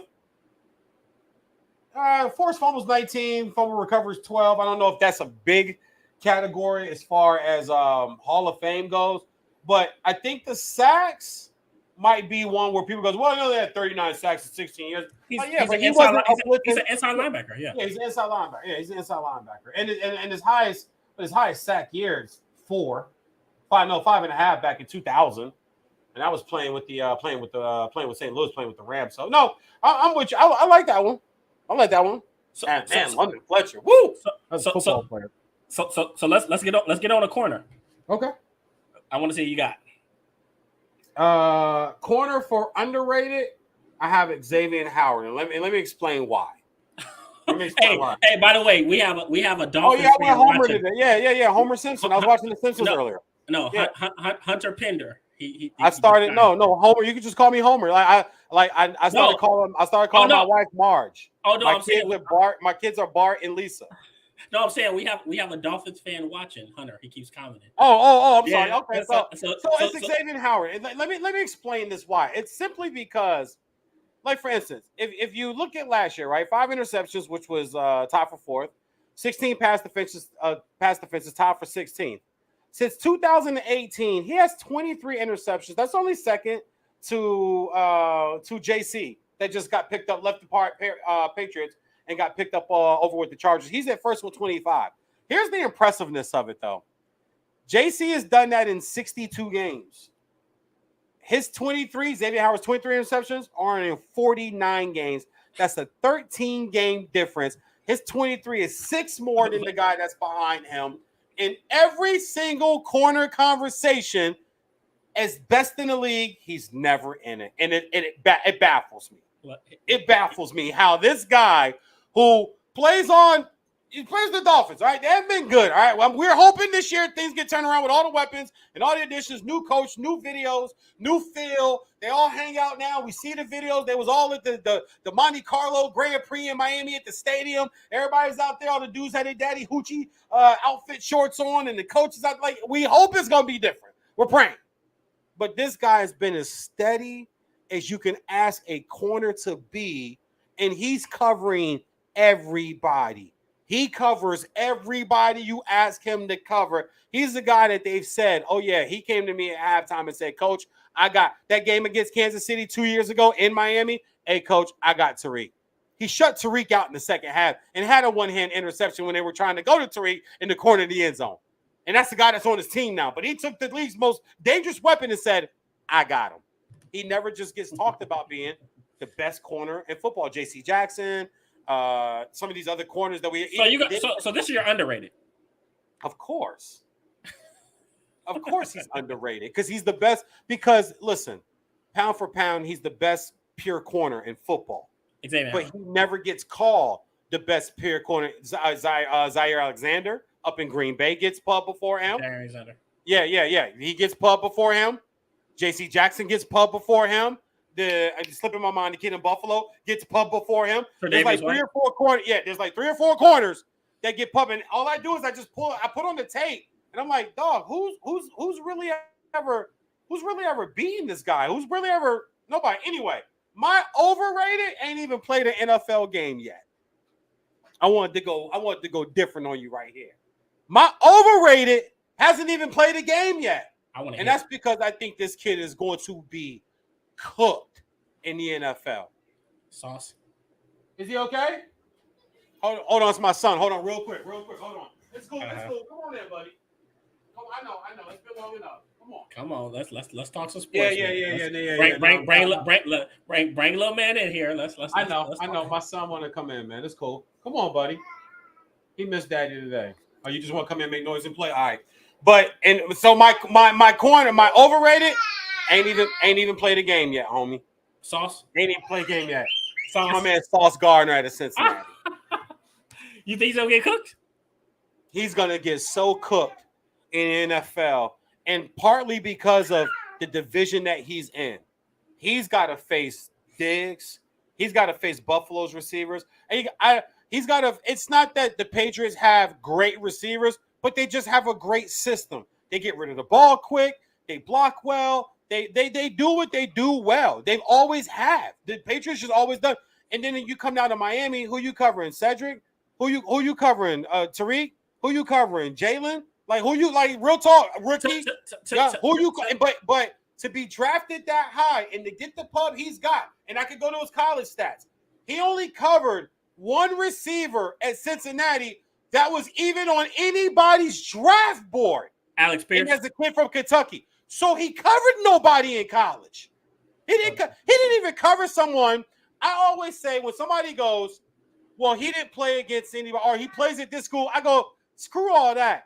Who did he cover, or who covered him, or at left tackle, Giovanni Clowney? He's the one guy that pops into my head that I always told people, this guy's going to be a buzz. This guy's not worth a first-round draft pick. You guys keep putting on that one Michigan play where he hit Devin Smith and knocked his helmet off, and ESPN played it and played it and played it and played it. That's what boosted people. But if you watch the rest of that game, Taylor Lewan ate his ass up all day. Taylor Lewan, you mean that all-pro, 4-year all-pro guy from Tennessee that helped Derrick Henry run for 2? Yeah, that left tackle's who I'm talking about. See, I got the info. To bring. I ain't just saying it. But when I watch his highlight, I watch his tape, it's like, bro, you're not covering anybody. When you get to the league, and not just the division, just the AFC, they play Cincinnati. You covering Joe Burrow? You covering Burrow's receivers? When you go play any of these AFC, look around the AFC, you covering these guys? I ain't played it down yet, man, but you talk about a kid getting a lot of pub, and you talk about a kid people thinking is going to be a star for the Jets to take him that high. Sauce Gardner is my overrated corner. Only thing I don't like about his tape is he's very grabby. He's very grabby. He's gonna get flagged a lot, so he'll struggle through that. Maybe you like his physical traits because he's wiry. No, because tall, he has long wingspan. He's athletic. So is Cordell Tankersley coming out of Clemson. Come on, long, rangy. National championship, second round, third round pick for the Dolphins. I like Cordell Tankersley a lot, but you know what though? You weren't wrong. A lot of people did, but if you put the tape on, once again, people are drafting off of this. It happens, man. People don't think so. Yeah, no, it's because you gotta watch you guys tape.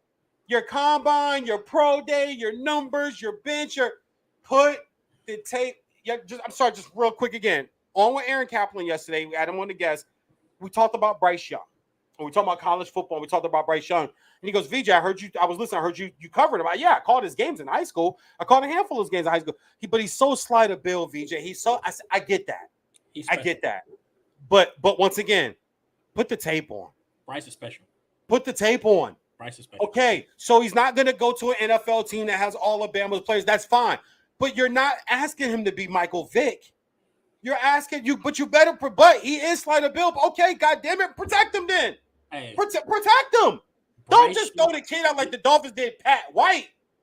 Pat White was slight of Bill. But when you got a shitty line and he's got to run for his life, and he gets blindsided by a 290 lineman that he doesn't see coming as he's trying to scramble out of the pocket. I knew that play right there, bro. He was done in the NFL. I said, he don't want to play no more. Bryce Young, if he special. He's special. And it's funny because I can't wait until the draft. First of all, don't you over here get me excited about next year's draft. Hold on. Little inside for you. He might stay. He might stay to put weight on. Yeah. And to put more muscle. And really, he really wants to build on it. He said it. He wants to build his college trophy case. He wants a shot at a couple of Heisman. He wants a shot at 2 or 3 national championships. And you know, and the thing that I like is that, first of all, I don't want to go into that. That's a whole other thing. But what, kids, NIL? Because he doesn't need it. These kids don't need. These kids aren't. He already got. He had $1 million in his account before Saban named him the starter. Yeah. So I can only imagine what it is now. And he comes from a very strong Christian faith family. His mother and his father. So trust me, it's not going to be go to the NFL to get the money. It's not going to be that. No. He's going to go. He's going to go when he's ready to go. That's why a guy told me, because he's back here working out, because he's from here. He's back in LA working out. Yeah. Someone told me that the fillers kind of being put out. Don't count me in the 2023 draft. Don't just throw me in that. I might not. I'll go when I'm ready to go. Y'all not gonna push me in and hype me. I'll go when I'm ready. Listen, there's 3 guys, and I know I don't want to say, oh, they get off, because we always get off. Is what we do. Like you said, we do it great. Mm-hmm. There's 2 or 3 guys I think could go back. I think Spencer Rattler, pull yourself out of 2023. You might need 4 years of college. I think he needs all the time he can to repair his resume. Spencer Rattler is a guy, because see, when you transfer, a little quitter seeps into my mind about you. Now, I know people go, well, what about Justin Fields? He didn't quit. He never even got the chance to start at Georgia like that. And we know why. Exactly. So we don't want to go there, because you have people go, oh, that's not everything. Yes, it is. That's how this country was built. Shut up. We don't want to go there. But when you had your opportunity and you got benched for true freshman Caleb Williams out of the Matha, my hood, where I'm from, the WCAC, baby, the DMV, the Matha, Chase Young, Washington Red, the Matha. Anyway, David Aldridge, NBA legend, the Matha. All right. Sherman Douglas. Okay.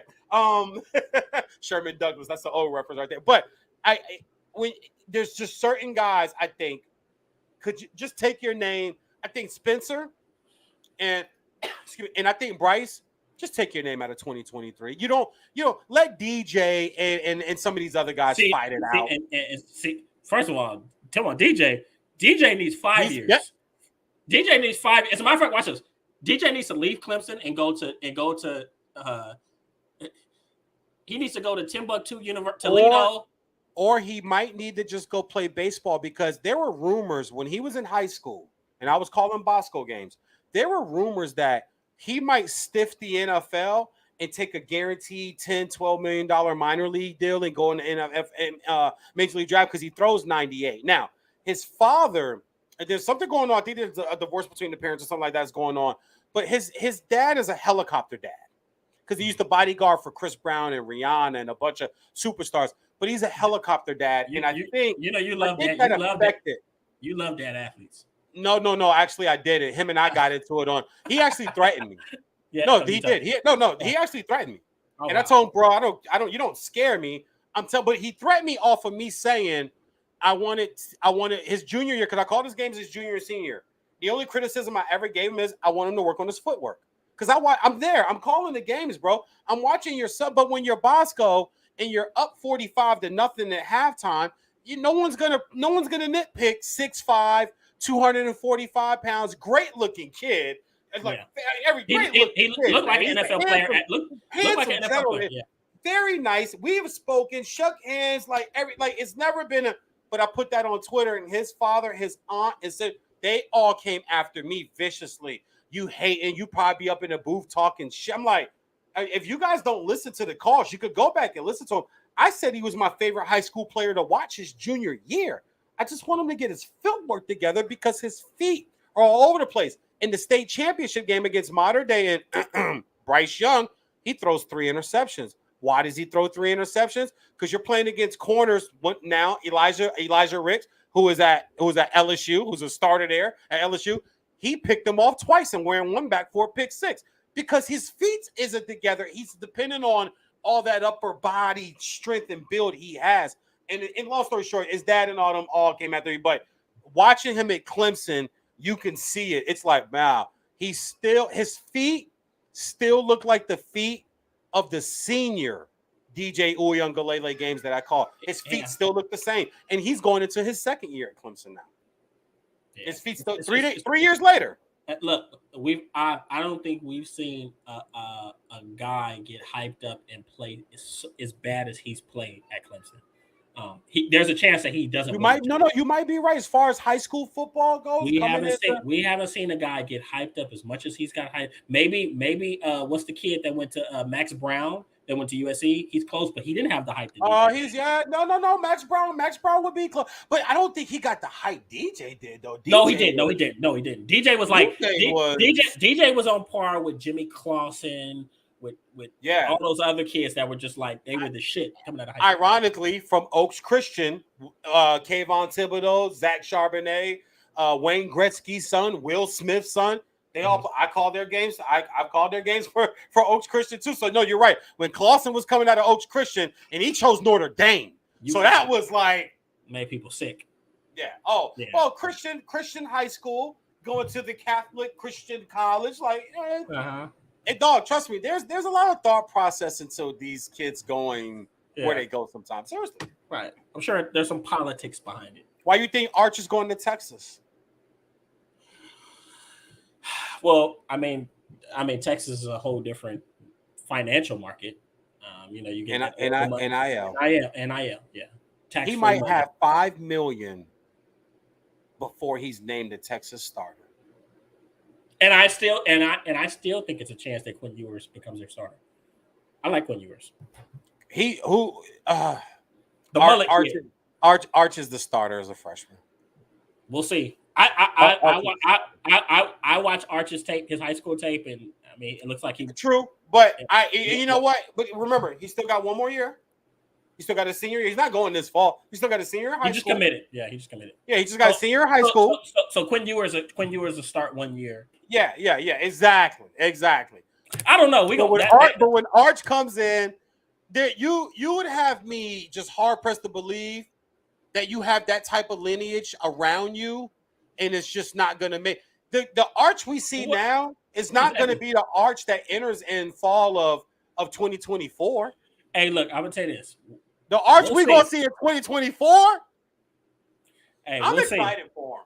I'm excited too, and I like seeing lineages, NFL lineage. He's got way more Peyton than Eli in him. He's got way more Peyton than Eli. Just watch him throw. His size, just watch him throw, man. His command is special. Well, we'll see. But let's finish this list. Okay, right? Safeties. Okay, so well, no. Can I do my overrated safety? So, I didn't even do my corners. Oh, my fault. I'm sorry. You see how VJ does me, guys? No. So, corners, and I know you'll agree with this one. Okay. I've never in my life seen a player get hyped up as much as Nnamdi Asomugha got hyped up. I mean, a complete hype job. He had that one great year. I want to say it was like 03? He was good for the Raiders. It was 06. My bad. It was 06. Rob Ryan, they was running that 3-4 scheme. And one thing you know about Rob Ryan, he has one when he gets to a team, they'll have one great defensive year and then they'll decline every single year. Like that's just how his defenses go. But he had that one year with I want to say it was 8 interceptions. He had 19 pass deflections. He had a forced fumble. And I mean, did he have any sacks that year? I don't know if he had any sacks, but it was a really productive year. He was a first team All Pro. But after that, I don't think he had anything more than 3 interceptions. As a matter of fact, I think he only had one. Nobody threw to him. I can't let you have that one. But watch this. No, watch this. Nobody threw to him. Let me ask you this. I don't like the nobody threw to him argument for lack of interceptions because some guys just don't have great ball skills. I think that 8 interception season maybe made it look like he had better ball skills than what he actually had. Because Darrelle Revis, I'm the biggest Darrelle Revis. I believe Darrelle Revis. I stand by. I think he's the best corner I've ever seen with my 2 eyes. And Darrelle Revis was never going to have a season with 1 fucking interception in his prime. And teams legitimately went away from Darrelle Revis. And Darrelle Revis traveled. Nnamdi Asomugha has 8 interceptions. After that, he has 1 more multiple interception season, and that was 3. He had 3, and that was in 2011. Outside of that, every other season, he either had 1 or none. And by the time, I agree with that. And Revis traveled, but Revis was also Revis is better. Revis would come off his guy. Revis would see. There's a difference, and see, this is how I played corner when I played corner. by my junior year and even going into my semi-pro career, guys didn't throw me either. I was 6'2". At that time, I was like 205, 210. I was a big corner, but I love guys like Charles Woodson, Deion Sanders, Sam Madison, Patrick Surtain. I love those type of guys. They were bigger guys, so I wanted to play corner, and I would out physical guys. But I would also go off my man. I would go get the ball. I had 7 interceptions my first year in semi-pros. I had 6 the second year playing semi-pro football for the Monarchs out in Woodbridge, Virginia, and Fredericksburg Kodiaks down in Fredericksburg, Virginia. I would come off my man and go give Darrell Reeves used to do that. Namdi was like I'm just shutting my man down. I'm just gonna shut my man down. And other guys, he didn't seek out interceptions, if you want to say that, but not having good ball skills, I'm not sure I can agree with that. Okay, so let's look at this. Let's shy away. Let's get away from the interceptions. Let's look at how my flag league I played. I led the league in interceptions one year. I'm sorry. I'm reminiscing. Get that. So let's look at this. After the 2006 year, the year he had 19 pass deflections. The following year he had 7. The year after that he has 9. The year after that he has 3. The year after that he has 6. The year after that he has 5. He had 12 in 2012, and he had 1 his last year. Okay. What that means is not only is there maybe a little bit, he's not even getting around the ball. And towards the latter end of his career, he definitely wasn't feared enough to where guys really just stopped. I have to use your own argument against you. I have to use your own argument against you. He was abysmal. I have to use your own argument against you. It was widely known that when he was in Philly, he was in the wrong defense. It was widely known by everybody. Oh, okay, so everybody was wrong? Okay, everybody but you was wrong? So I'll tell you this. It was widely known. Even if he was in the wrong defense.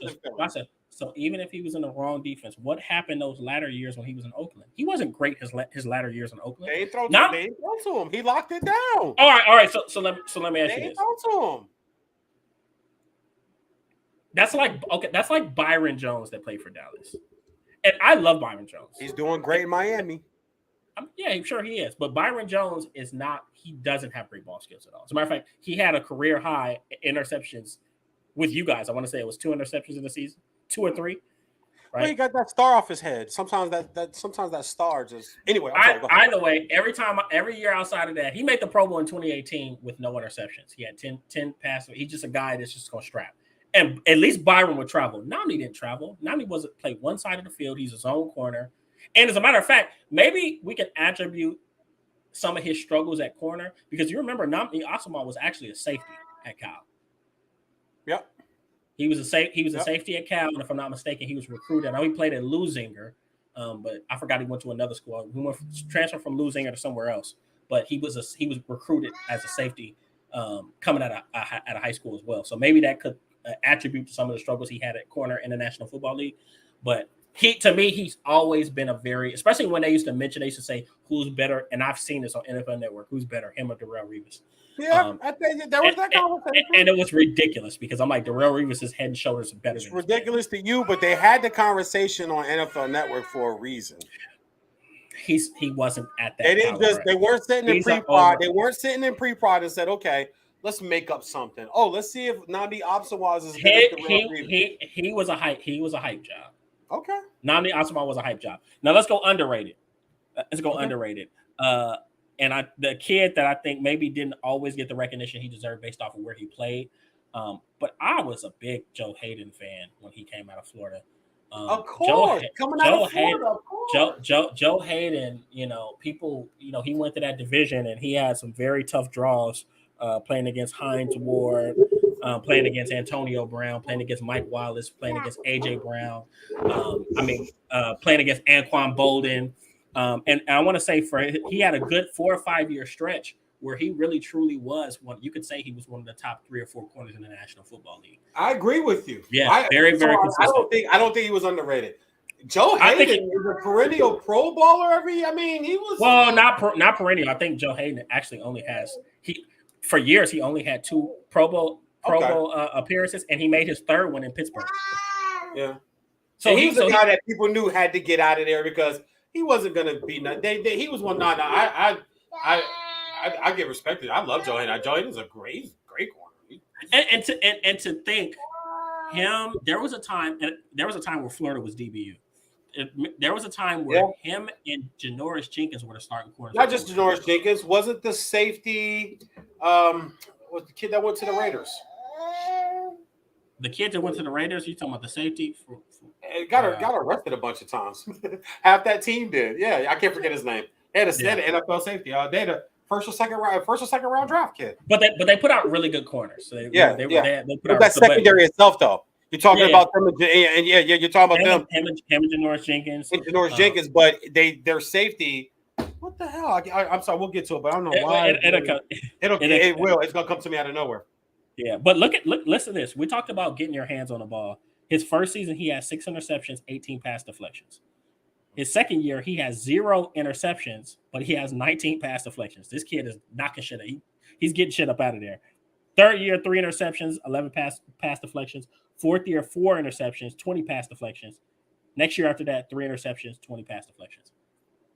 This kid, and he's really not even that big. He's actually 5'10", but just a really good technical corner. Came in as a consummate pro, ready to dominate and really be a transcendent player early on. And I think maybe if he's in another market, plays for another team, that maybe he gets a lot more league-wide recognition than what he deserved. Okay. But Joe Hayden's my underrated corner. So let's go safety. Yeah. Joe Hayden is easy. Safety for me, I'll go overrated first. Jamal Adams. Okay, we got the same one. Yeah. Oh wow. Yeah. AKA Blitz Boy. He caused all that noise, and now it's not funny, but it's just it's how things work out. Now he's stuck in Seattle, and they're gonna and they're stuck and they're stuck with that contract. And they're stuck with that contract, and he's stuck there, and they can't move him because he can't cover. So nobody's gonna trade for him. This guy can't cover. He gave up a league-leading 13.4 yards per catch in coverage. Also allowed 4 touchdown catches. He's just always, and it's funny because he's still a good player. He's a rover. But as far as what a safety is supposed to be, rover, making tackles, and even when he blitzes, so he just sometimes he comes in so out of control. His body isn't under control, and a quarterback can just kind of shift and spin, and he's gone by you. He misses a lot of tackles sometimes by not dropping the hips, keeping your head up. He's just like a heat-seeking missile, right? Bob Sanders, you mentioned him earlier in the show. He reminds me a lot of Bob, but Bob can actually cover way better than this guy can. And I think he just ran his mouth a lot coming out of LSU, DBU, right? Almost could be receiver U also too there. Shit, for a while, they might have been running back U the way they were putting guys into the NFL, and the linebackers and defensive linemen. Gee, you know what? LSU over the last 15 years. Anyway, he's just a guy I just look at it and go, you made all that noise. And I guess he's in a better situation he would have been because he was with the bum-ass Jets. So, I mean, you went and you had a shot to maybe make something of your career young with Seattle, and it just hasn't panned out. And now they're rebuilding. So, yeah, he's my overrated guy. He just can't cover, just out of control. Probably should refocus himself to the craft of football, I hope, and settle himself down and be the player I think he still has time to be because he's still young. Right. And even if he can develop himself to become even just a better zone safety, just playing, giving like I would love to see him in a similar just be there. I would love to see him in a similar role to how Cam Chancellor was used in Seattle, or even how they use Dallas has a kid right now who, I mean, I don't want to say he wasn't shit, but he wasn't really a well-known player. But J-Ron Curse had a career year. Yeah. To me, Jamal Adams is capable of doing some of those same things. Maybe he's not close to Cam though. I saw Cam Chancellor at Virginia Tech. Cam Chancellor was But Cam Chancellor was a rover at Virginia Tech. A lot of people don't remember that. He was a rover at Virginia Tech. But he would also a lot of people want to put it on the corners because they had Browner and they had Sherman, but it really all came down with the Legion of Boom. It all came down at the Earl Thomas and Cam Chancellor. Earl Thomas, yeah. It all came down to Earl Thomas and Cam Chancellor. When you got guys like that, I mean, Cam was jumping over offensive lines, man, and blocking field goals. It's like Cam Chancellor. But when you're a heat-seeking missile like that, i.e. Bob Sanders, sooner or later, that neck. Heat-seeking missiles, that neck. And Bob had to retire early. Same with Bob Sanders. Bob was undersized. And I remember Bob back to Iowa because I'm a Big Ten guy. And I remember when Bob was playing for Kurt Ferentz, man. Bob's like 5'7", 5'8". Oh yeah, 5'8", 5'9", like not even 5'10". He's like 5'8" and a half, 5'9". He wasn't even 5'10", but 215, 212, 210. He hovered in that range. Kind of built like the kid in Tampa Bay right now. Similar build. Yeah, very. But Bob, just when you play safety like that, you're wired different. Ronnie Lott, Steve Atwater, Louis Oliver. Safeties, man. There's some safeties out there in history. You have to just be wired. John Lynch, Palomalu, Ed Reed. You got to, even though Ed Reed wasn't a big like tackler, big hitter, he just made so many damn plays on the ball. And that's what I'm saying, like about with Revis between him and Nandi. He would just leave his zone, man, and he would just go get the ball. But Palomalu would just kind of just go where the ball was. Yeah, but to me, when you talk about versatility, when you talk about Darrelle Revis, anything you needed a corner to do, Darrelle Revis can do. Okay. I don't think there's anything you could ask Darrelle. If you wanted him to play zone, he plays zone. He played with the best. Top 5 all time in corners. Darrelle Revis. Yeah. I stand on this. That 2009 season is the best season the corners ever had.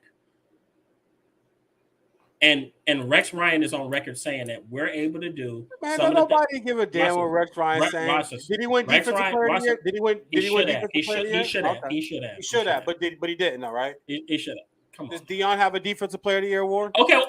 So, does Charles Woodson have a defensive player of the year award? Okay, there was a year where. What are you talking about? Oh, he gonna hype up his Michigan guys. Anyways, all right. Hey, you don't have to hype them up when they've shown improve. You know what? How many Heisman trophies Darrelle Revis got? Watch this. You know what we're gonna do? Since you want to hype up your school, next time we meet, we're gonna do a segment and we're gonna compare Michigan players and USC players because I genuinely believe USC puts out better players. Okay. USC might have the edge of that as far as this. Oh no, you know what? I ain't even gonna say because there's more Michigan love, especially nowadays. There's some guys in the league that people don't know that are all pro ballers. It's a line, especially linemen. Linemen, we might got SC, man. If you want to go lineman over offensive lineman, yeah, you got the best left tackle of all time. Yeah, you do. Yeah, Anthony Munoz. I'll give you that one. You got Anthony Munoz, but we also got Taylor Lewan, Jake Long, Backus, Hutchinson. You did not say Jake Long. Just why didn't I say Jake Long? He was dominant for like 3 years, and after that, I mean injury. Yeah, but it doesn't matter. He was still. If he didn't have the injuries, we know Jake Long would have been dominant for a decade. We know we got Tyron Smith. We got Ryan Khalil. Okay. I Hutchinson just went into the Hall of Fame. I talked to him, so talked to Charles Woodson too. And one of my questions to Charles Woodson was, how does it feel having a fellow Michigan man going into the hall with you? Was my first question to him. What did he say? It felt good. Oh God, he said it meant that. He goes, man, that's the first great question. Means the world, man. Hutch is very deserving. I remember when I first got there, he was on his way out. He was a leader. Yeah. Man. Cesar Ruiz right now with the Saints, top 10 pro football. Okay. Pro Football Focus has him top 15 off the line in the league. They moved him to guard, right? Because that's how good he is. Because they can move him around. That's how good he is. How good he is. What happened to Tyron? What you said Tyron Smith, right? That guy? Look, Tyron Smith. Whatever happened to that guy? He's still watch this. It hasn't played a full season in 6 years and makes the Pro Bowl every single year because he's I don't know how that happens, but when he's on the field, he's arguably the best. When he's on the field, and you want to talk about and you want to question me about Jake Long. Tyron Smith has had way longer and we have the greatest quarterback ever. We have probably the best complete all-around defensive back ever. Dion was so great. I just can't ever say somebody was a better corner than Dion. I'm not going to do that. Even though Dion rubs me wrong a little bit sometimes, Deion Sanders is the best pure cornerback this earth has ever seen. If I was building a team and I needed a cornerback that was going to do everything and do it at an elite level, I'm going to take Darrell Reeves. You take who? I'm going to take Darrell Reeves. Nah, he wasn't. Darrell Reeves could do everything. He wasn't, dog. Yeah, but he didn't do everything. He didn't do it there. He didn't do everything better than Charles Woodson. Charles Woodson is the best complete defensive back football's ever seen. Charles Woodson is the only guy with like. Is he? Is he the most? Is like 60 interceptions? Is wait. He's like the only corner in history with like. Oh my god. Wait. Let me say this before we move on because we got to get to this underrated. Okay. Are you saying the greatest defensive back that the NFL has ever seen? Because complete defensive back. Because don't forget, you had fucking Ronnie Lott in San Francisco. I know that, but Ronnie Lott was a safety. He never played. No. He never was surviving corner. What are you talking about? Ronnie Lott came into the league as a corner. And guess what? He was all pro. He was the first team all pro 3 years in a row as a corner. Okay, and they found out, and they found out real fast. No, they didn't. They found out real fast. Yeah, we need to put you at safety. No, they didn't. They asked, and Ronnie Lott even says it himself. They had so many abundance of corners. They asked him if he wanted to play safety, and Ronnie Lott said, "You mean to tell me all I gotta do is sit back there and hit people? Easy day." And he goes to safety. He was a corner at USC as well. He switches to safety. He played corner at SC. Exactly. Then he goes. As a matter of fact, his rookie year, he finished second in defensive player of the year vote behind. Who's the only guy to win defensive player of the year as a rookie? Lawrence Taylor. And he finished second in vote behind him as a rookie. So he let a rookie beat him out. Damn. They were rookies together. They got drafted together. I know. I'm just. So when you say, if you want to say Charles Woodson, I accept you saying he's up there, but Ronnie Lott put the blueprint out there. He's the first guy to be a great corner, then be a great safety. Then you had Rob Woodson and you had Charles Woodson. So they kind of 3 interceptions since you love to look at numbers, 3 interceptions his rookie year, 1 interception, then 0, 0, 0, 1. 0, 0, 0, 0, 0, 0, 0, 0 career interceptions for Ronnie Lott. I'm sorry, my bad. I'm looking at the wrong category. I was looking at touchdowns. 7, 2, 4, 4, 6, 10. 7, 2, 4, 4, 6. 5, 3, 8, 1, 3, 8. 63 career interception. Where's the career interception list? Let's look there. He has 63. He has 63. But I just wanted to see. Ronnie Lott was a dog, man. Ronnie Lott. To me, Ronnie Lott. He's the best safety of all time. He's the best safety ever. Okay, yeah, he's the best safety ever. Okay, at least we can agree on that. No, come on, man. I'm not that guy. Hey, look. He's the greatest safety ever. But what Samuel Jackson say? Sometimes alcoholics have what you call moment of clarity. Yeah, that was a moment of clarity for VJ. We ever agree on something? Oh yeah, cool. Well, we agree on a lot. It's just that I think the way that we word it sometimes makes it seem like we're way off with it. But we kind of agree with a lot. Like we agree, like we go back and forth on Zeke. And it's not that I don't think Zeke's not a good running back. That's never what I say. But what I say is that I was right 4 years ago. If you give him that money, the production was going to go down. And there's always these. Well, he was hurt. Okay, that's fine. All I said was when you give him that, and once again, I go by the tape. Even last year, it was still 4 yards to carry, 4-1, 4-2, something like that. I'm not going to argue that. But like I said, when I just put the tape on, if you see him of his first 3 years running, he was running hungry. You can see it, bro. He was running hungry. So this is okay. So once he got fed, this is staying right. This is staying right. So as he started eating steak and lobster, filet. Okay, so this is what I tell people. They when everyone talks about, here we go segueing again. When everybody talks about Zeke getting paid, I made this argument. I have a fair argument that Zeke has earned his money more than probably any of these running backs that have gotten paid. All of them get hurt. He's only missed 1 career game to injury. As a matter of fact, this year he played with a torn PCL, and these guys could stub their toe and they'll be sitting on the couch. That's just the real. Everyone talks about once he got. There was inside pressure on him to play though, because I think if he wanted to sit, that he would have. I don't think if he could have sat, he would have. I honestly believe there was inside pressure on him to play. No. I think that that's just the type of player he is, because even dating back a year before that, he was battling leg injuries, and they were trying to force him to miss some games. And I think this year there was rumblings like Zeke was like, "No, I'm not missing any games," so he played through it. Like I know somebody that says different, but I feel you. And if that's the case, then I would love to hear that. But I believe he played through it. He's always been that type of blue collar type of back that he's gonna put. Charles Woodson, 65 interceptions. He's tied for fifth. He's tied for fifth all time. Only people ahead of Charles Woodson: Krause, Tennell, Woodson, and Night Train Lane. Those are the only guys ahead of Charles Woodson. Dick, Night Train Lane. Yeah.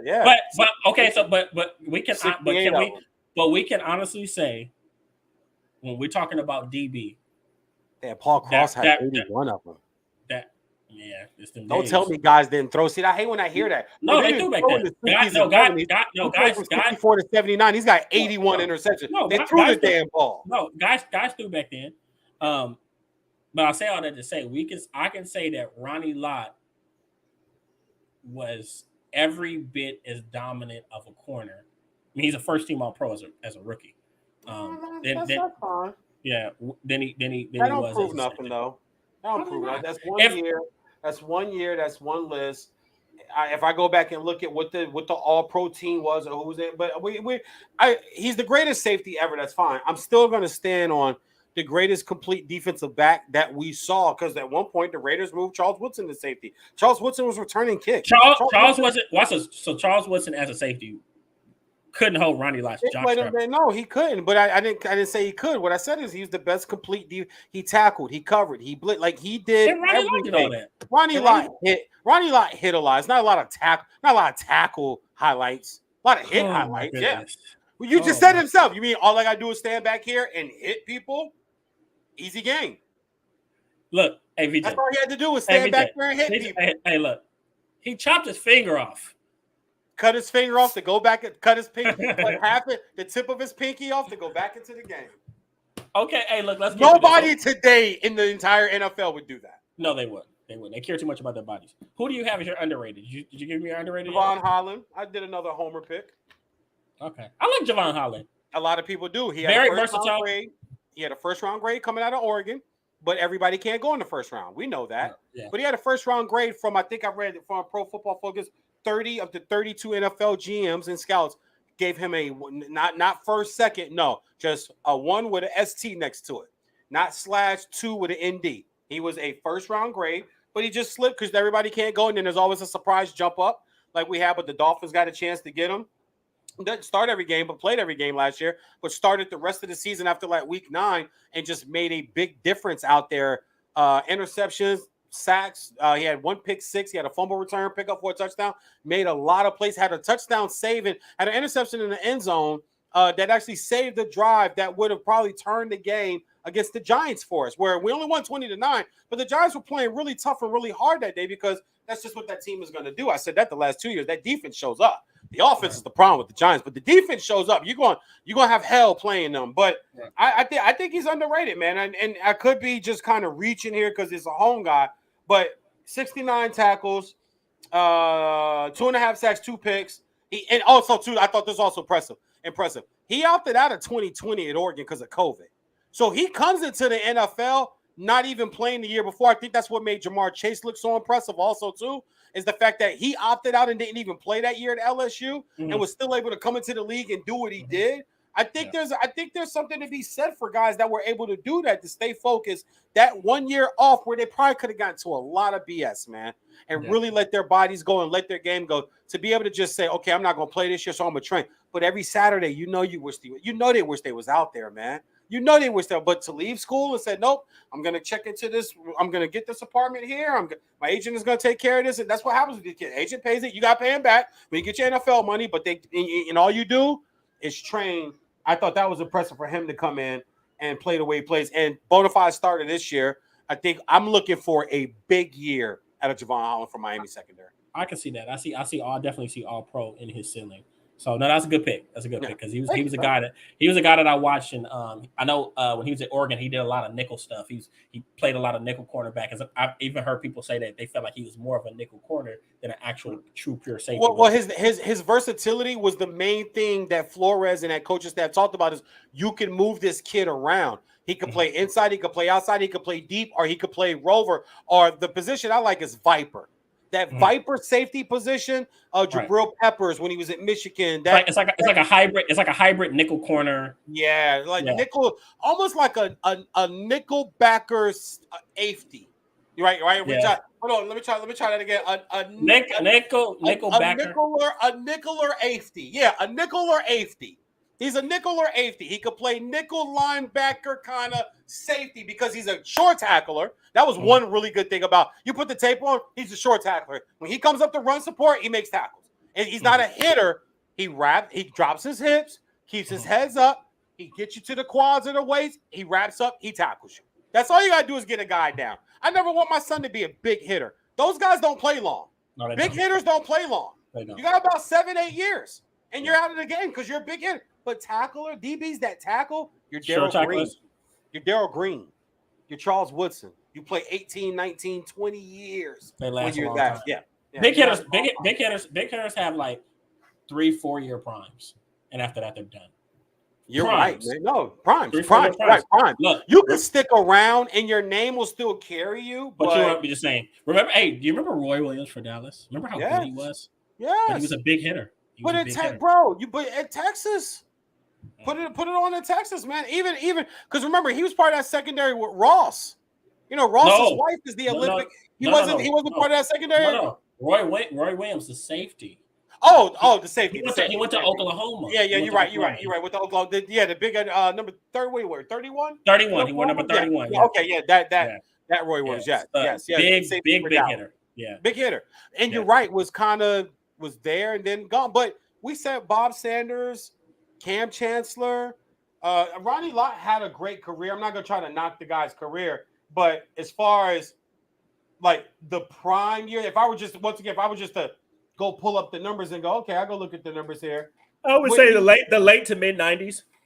Yeah, late to mid 90s, but also in the early 90s, he did have some great tackle years where the combos were over 100.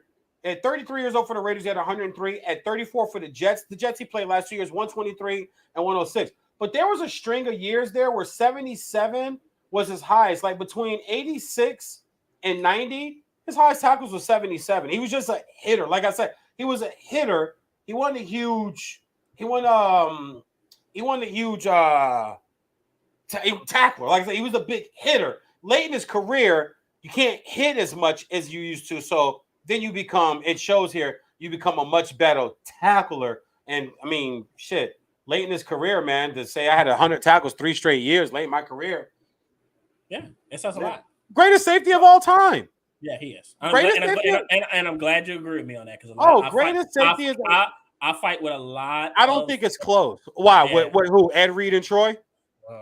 Right? Ed Reed and Troy, right? Well, yeah. A lot of Ed Reed fans specifically. But I tell people, I said Ed Reed wasn't. I don't think he was as versatile definitely wasn't as versatile as Ronnie Lott was. No, he never covered. But I will say this: he wasn't a man guy. He was his own guy. Nobody went and got the ball at safety position in the history of the game better than Ed Reed. No, he was the best. That's what I give him for. When it comes to that center field, I thought whatchamacallit tried his best to put his name in that conversation. Earl Thomas during his prime years. Yeah, he was one of the best. He was a big hitter. He was a big hitter too, though. Yeah, he come up to and you saw Earl for small safeties. He smashed. But you remember that's little man complex. I'm not trying to be funny, but that's little man complex, bro. Mm-hmm. Y'all not gonna punk me. I'm little, but I hit. I play with guys like that. Yeah, I'm little, but I hit. Like, all right, you're gonna be out by week 6. You're gonna be out by week 6. I was a big guy, so I was just I always tackled, man. I think I may have laid in all my years of football. I might have laid 2 or 3 vicious, hits on people, but I did not miss a lot of tackles at all. I was more wanting to get you down because that big hit. I watched guys. I was a big guy. I've bounced off my share of big hits. with guys that come in like this and hit, and you don't wrap up. But in high school, my senior year, I was 6'2.5". I was 225 playing tight end and playing receiver in high school. So the average high school kid, you know, is 5'10", 5'11", playing corner, 175, 180, 185. Maybe less than that, yeah. And probably less than that. This is 95, 96. Right, yeah. So I bounced off of a lot of hits, but I always respected guys that came up and would wrap up and tackle me. I always would tackle one out. Yo, good tackle, homie. Or good tackle, dog. You gotta give him credit. Yeah. Oh, dog. I was always sportsmanship. If my son and my daughter and son will be raised that way. We raising Kobe's over here. You give people their props, bro. You don't have to act like you the best and all that. You just let your play do your talking. But after the game or even during the game, that's why I love hearing all these Kobe stories about how like things Kobe would say to guys during games and stuff where they were like, man, I'm thinking I'm playing like shit, and Kobe like, yo, come on, man, pick your head, and he's telling the opponent, pick your head up. Right. Yeah. Because I want to bust your ass at your best. Pick your head up.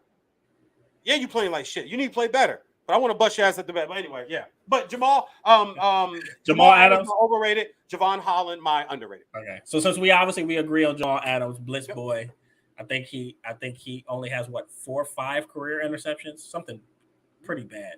Yep. So not a big ball. It's not a lot. No, not ball. He's not. That's not who he is. And I've seen him. And I've seen him drop picks too. So there's that. But he's good at run support. You can blitz use things. He just needs to get in a better system. So we agree on Jamal Adams being overrated. I actually picked a guy, and maybe you'll at least agree. Since all my underrated, you're like, I don't know if this guy's underrated. Maybe you'll agree with me on this one. Antoine Bethea. You gotta tell me why.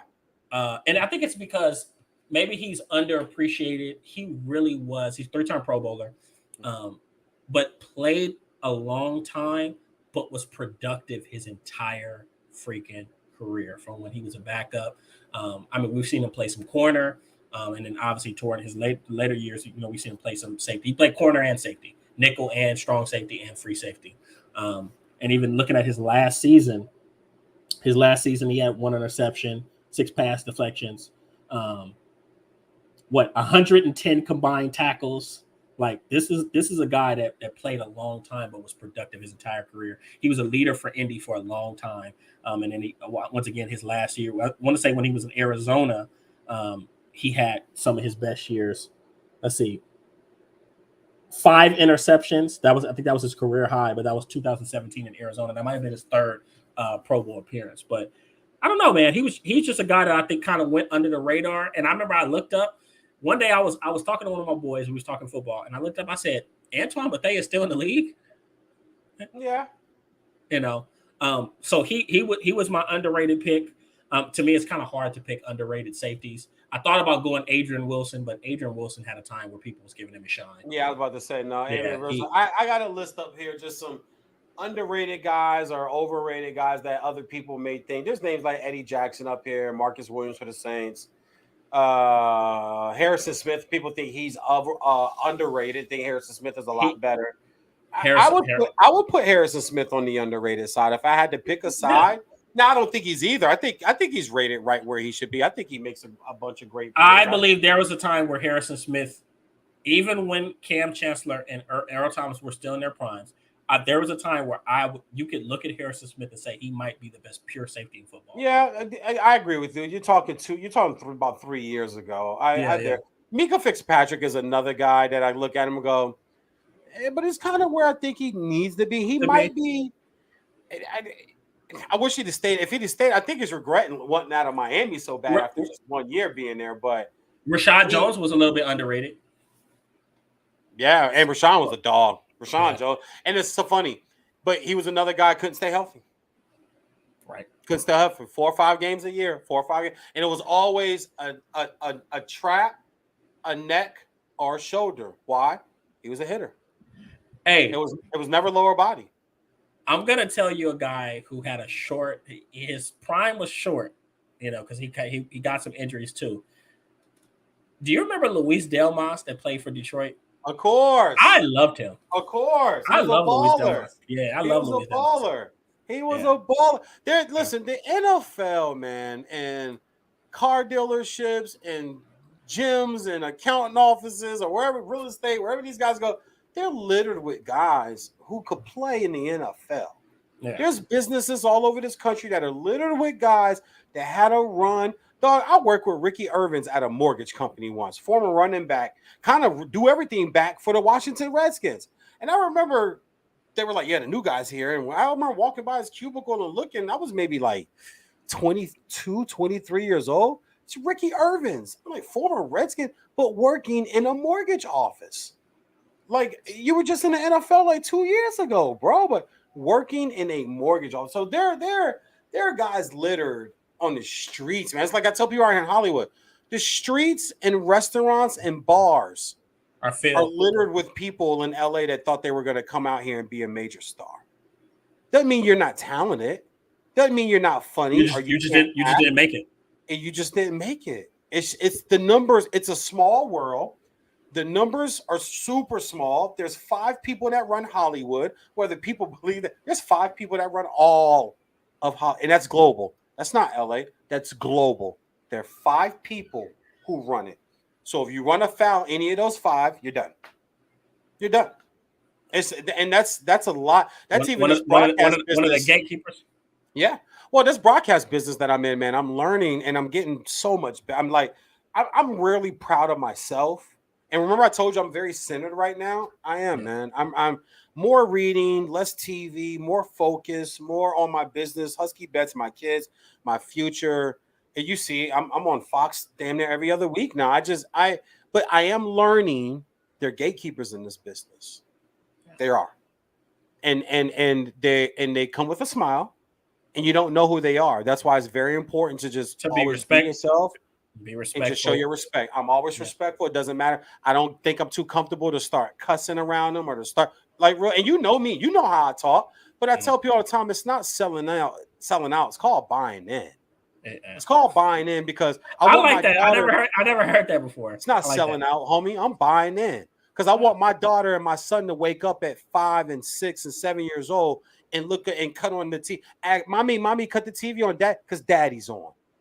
Or mommy, when I get home from school, if I'm the evening guy, or if my show's in the afternoon, mommy while I'm doing my homework, cut daddy on. Like, those are the dreams and goals I got. So I'm gonna make sure I do what I do, how I do it. But I'm gonna also make sure that when the money walk in, like yesterday, 2 presidents were in studio, and there was a text message, hey, just so you know, such and such and such and such are here.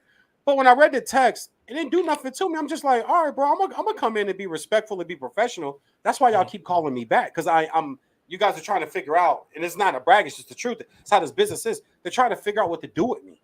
They're trying to they got 500,000 people they can call to come sit in and do shows. They keep calling you because they're trying to figure out what to do. So my mindset's already together when I walk in. So that's how the NFL is. There's some people that don't get that. And just to flip to Morant again, this kid, man, I'm warning people. This kid, I can see this kid's personality pushing him out of I don't see Morant in the NBA for 13, 14, 15 years. I just don't. He's just worried about too much other stuff. His mind's on other stuff. Like I don't know if he was flirting with Taylor Rooks to sit there and look cool out of Cook Jordan. That's so disrespectful for you to fix your mouth to say, young buck. That's disrespect. You disrespected Michael Jordan by opening your mouth to even say that. I would never go into a studio. If somebody goes, if you ask right now, VJ, are you the best unsigned guy in the nation? Yes, I am. Are you better than Dan Patrick? No, I'm not. I'm not gonna disrespect that man. Yeah. So no, okay. I'm not on NBC Sports. I'm not on Peacock. I don't have my own show where I took employees from ESPN and left. He ain't just leave. That whole Fritzy and all those guys, those are all the guys from ESPN that worked on. He took everybody with him. But that's just now. If you ask me, like with Chet Holmgren, Broussard and I got into this where Chet Holmgren, he was like, "Okay, do you feel what Chet Holmgren said?" I said, "Yeah." He didn't diss anybody. He was asked who was the best player in the NBA. He said, "Me when I get drafted." He didn't diss any one guy. That's his confidence level. I want my rookie to have that. He didn't say, but to say, "Yeah, man, I'd have cooked him too, bro."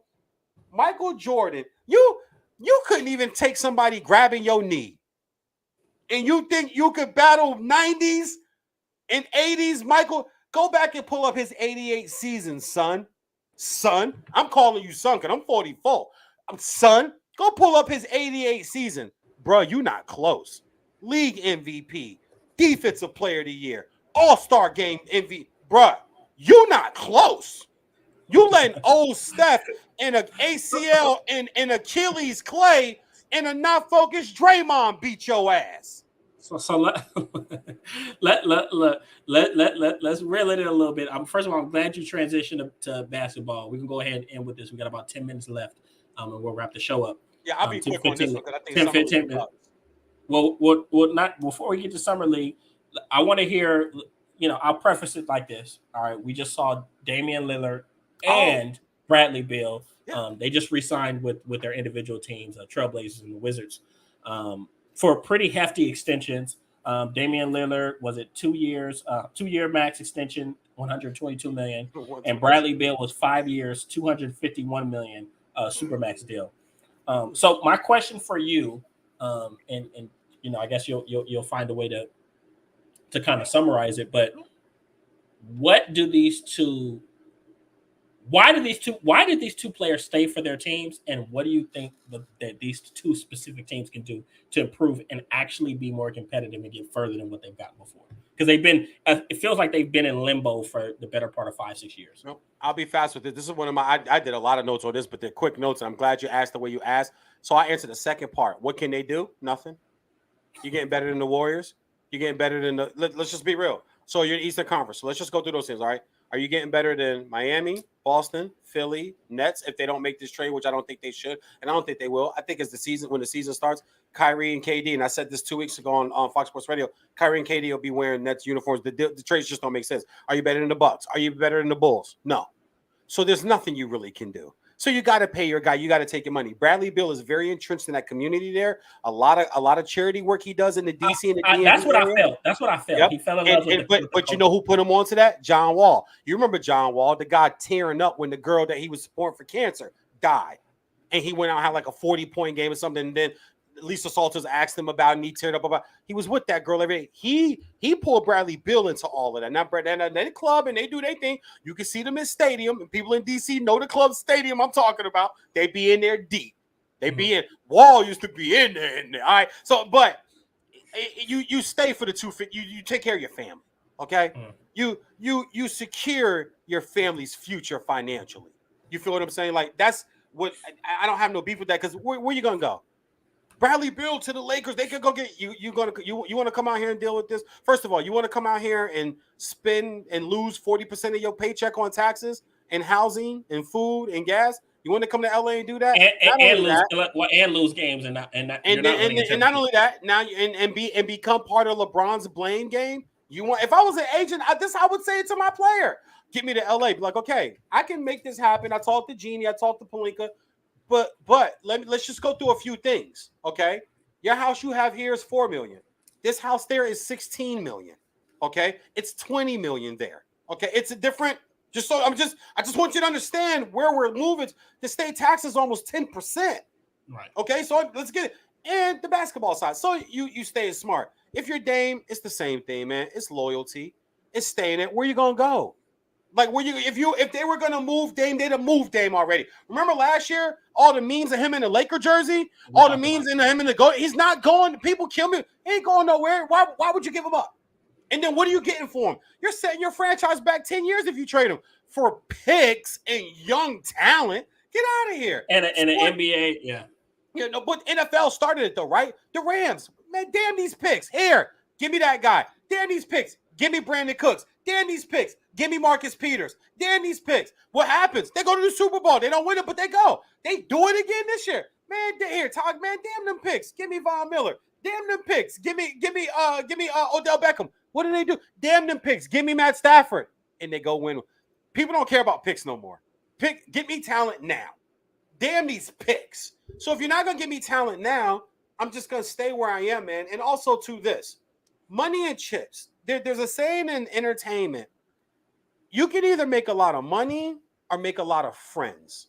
There are very few people who do both. Very few. You're either going to make a lot of money in entertainment or you can make a lot of friends. Because in business and entertainment, even in broadcasting, not step on people, but you have to take care of VJ first. You got to take care of Kenneth first. Because they're going to do it today. That might offend the guy who thought he was your friend. But if we understand it as business. Everybody don't, though. Right. Everybody doesn't. That's why it's either or. So in sports, you can either make a lot of money or you can win some championships. Very few people do both. So here's the list.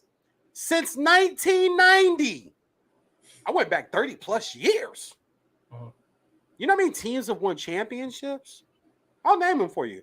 Golden State, Lakers, Spurs, Bulls, Heat, Rockets, Pistons, Boston's Mavs, Bucks, Cavs, Raptors.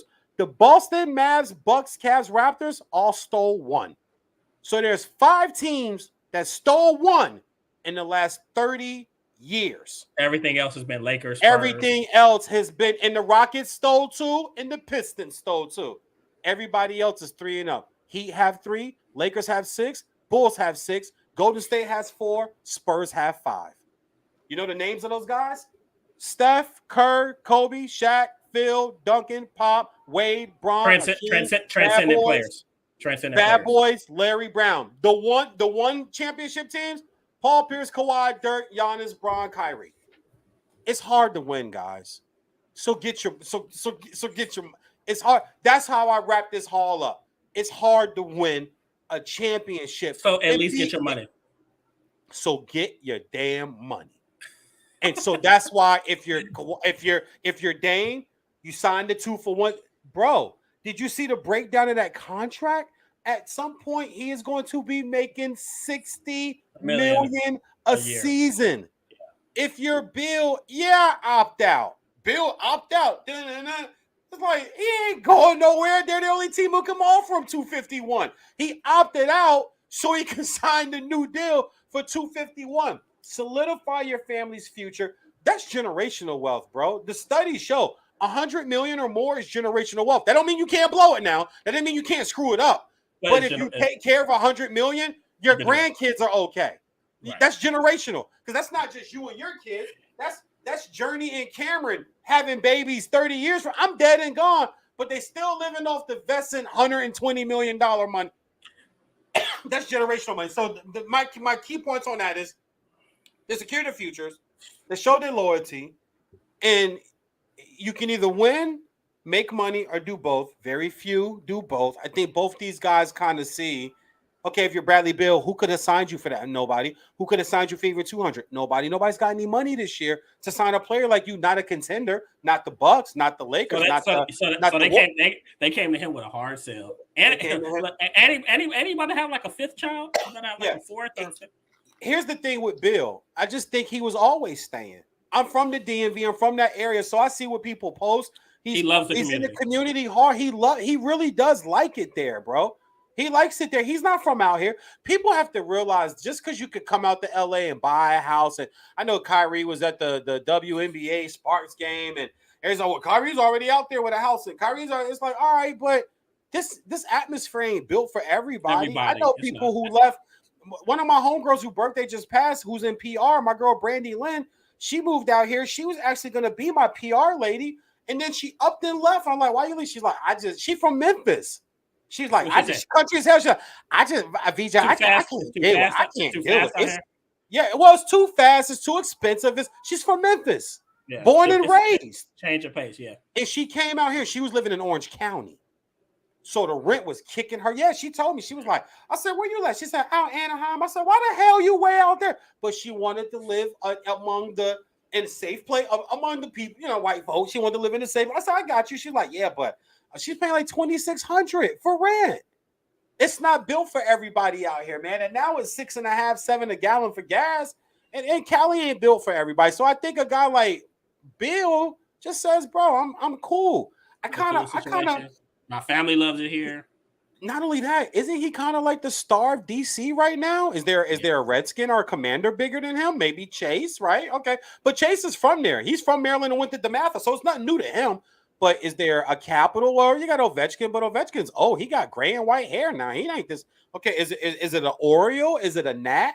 I think Bradley he's Beal. He's the face of He's the of athlete DMV. face of the city. Why would I give that up? Whether it's for girls or money or notoriety, but why would I give? I'm not giving that up. So Right. Dame, he's just loyal, man. He from the hood, bro. Like he's like a Marshawn Lynch. He from the hood, dog.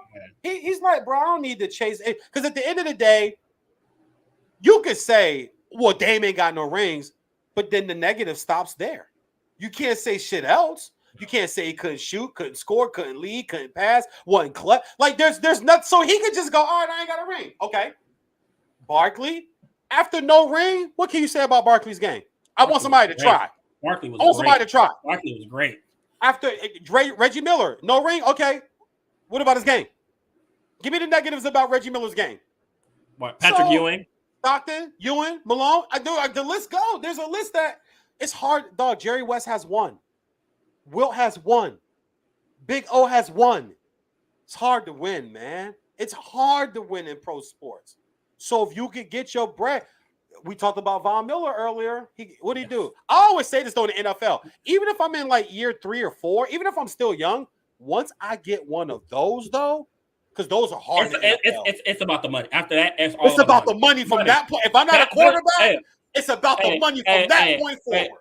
I'm gonna tell you this. Just going back to the NFL, this was my favorite handshake deal 1 year situation when Darrelle Revis went to the fucking Patriots. He won a check. Watch this. It was technically a 2-year deal with the second year optional. He did that 1 year, won a championship. Hey, thanks for your time here, sir. Thanks for your time. Then he goes back to the Jets and he gets that big payday. He gets the big payday. Yeah. And he rode off into the sunset. That's what Von Miller just did. Yeah. So, and this is his second one because when he won the first ring, and with Denver and got the Super Bowl MVP, he got a big deal, but it wasn't this deal. No, he wasn't. He didn't get this deal. Yeah. Well, this deal, and then think about it, he's getting this deal at what, 35, 36? He's getting, I mean, and entering the twilight years of his career. In the NFL, if my son, Lord, if he ever play in the NFL, if he get a ring in year 2, chase the money. When we on vacation, I'm gonna look at him on the beach and go, "Hey, you got a year left on your deal. I would call your agent and think about cashing in now, man. Just cash in as big as you possibly." Larry Brown, MVP. Yeah, payday from the Raiders. What, he had like 2 interceptions the rest of his career. He got his money though. Got his money. I never, when people try to clown him, I said, bro, y'all missing the point. He got his money. He got the ring. I never get mad at guys for you can bring her if you need to. Bring her to me. I never get mad at guys for getting their money. No. So that's good. why in the NBA, I just, if who's winning, and it's funny too, man. There's only a clump of guys and teams. The NBA championships comes in clumps, and maybe a team still in just the last. Think about it. If you look at the last 20 years, the only championships that have more than one are the Heat, Spurs, Lakers, and Golden State. Everybody else has won. Cavs snuck in and stole one. Mavs stole one. The Bucks stole one, and the Raptors stole one. Other than that, since like 20 years, since 2000, the Lakers got 5, Golden State's got 4, Spurs got 5. Mm-hmm. That's 14. That's 14 of the championships. It's a lot of the same. It's a lot of the same teams winning most of. So championships come in bulk, man. So I love that time when I saw that. Because we talked about this yesterday. I was asked who career would I want, Dame's or Draymond's, and I thought it was a bad example, but I went with it because I was co-hosting. I always 48 laws of power never outshine the master, law number 1. So I'm like, all right, I'll ride with this. But yeah, Draymond. I know you're trying to compare 400 million to 225, but 225 with 4 championships and 2 happy medium. Defensive players of the year. It's a happy medium. It's like, bro, I get what you're saying. Okay, 425, but I don't need that much. I can survive. I looked at him. I said, you can't make generational wealth out of 225. Okay, well, I can. 225. My grandkids are good, bro. But I also got 4 rings to go. I thought that was a weird. I thought it should have been a different player. Maybe compare me to, like, You want Dame's career or Scotty's? I would probably say Dame because Scotty's bitter as hell. And Scotty probably doesn't get the love he deserves. But if you also pull up Scotty's numbers, I did maybe like a week ago. Scotty's an 18-point game per guy. I know he did a lot on the court, but it was during Jordan did all the heavy lifting, man. Just stop, people. Just stop. Yeah, he did. Okay, so Damian. Okay, well, what do you think about Donovan Mitchell? I think he just wanted to get Rudy Gobert the fuck up out of there. Oh man, you know what? That was really weird, but boy, did that jump up Minnesota in my book. Boy, did that launch Minnesota because now you got a rim. You have the best. They were piss poor in rebounding. Well, you have the second best rebounder as far as numbers go. You have the second best rebounder in basketball. They were piss poor in points in the paint defensively.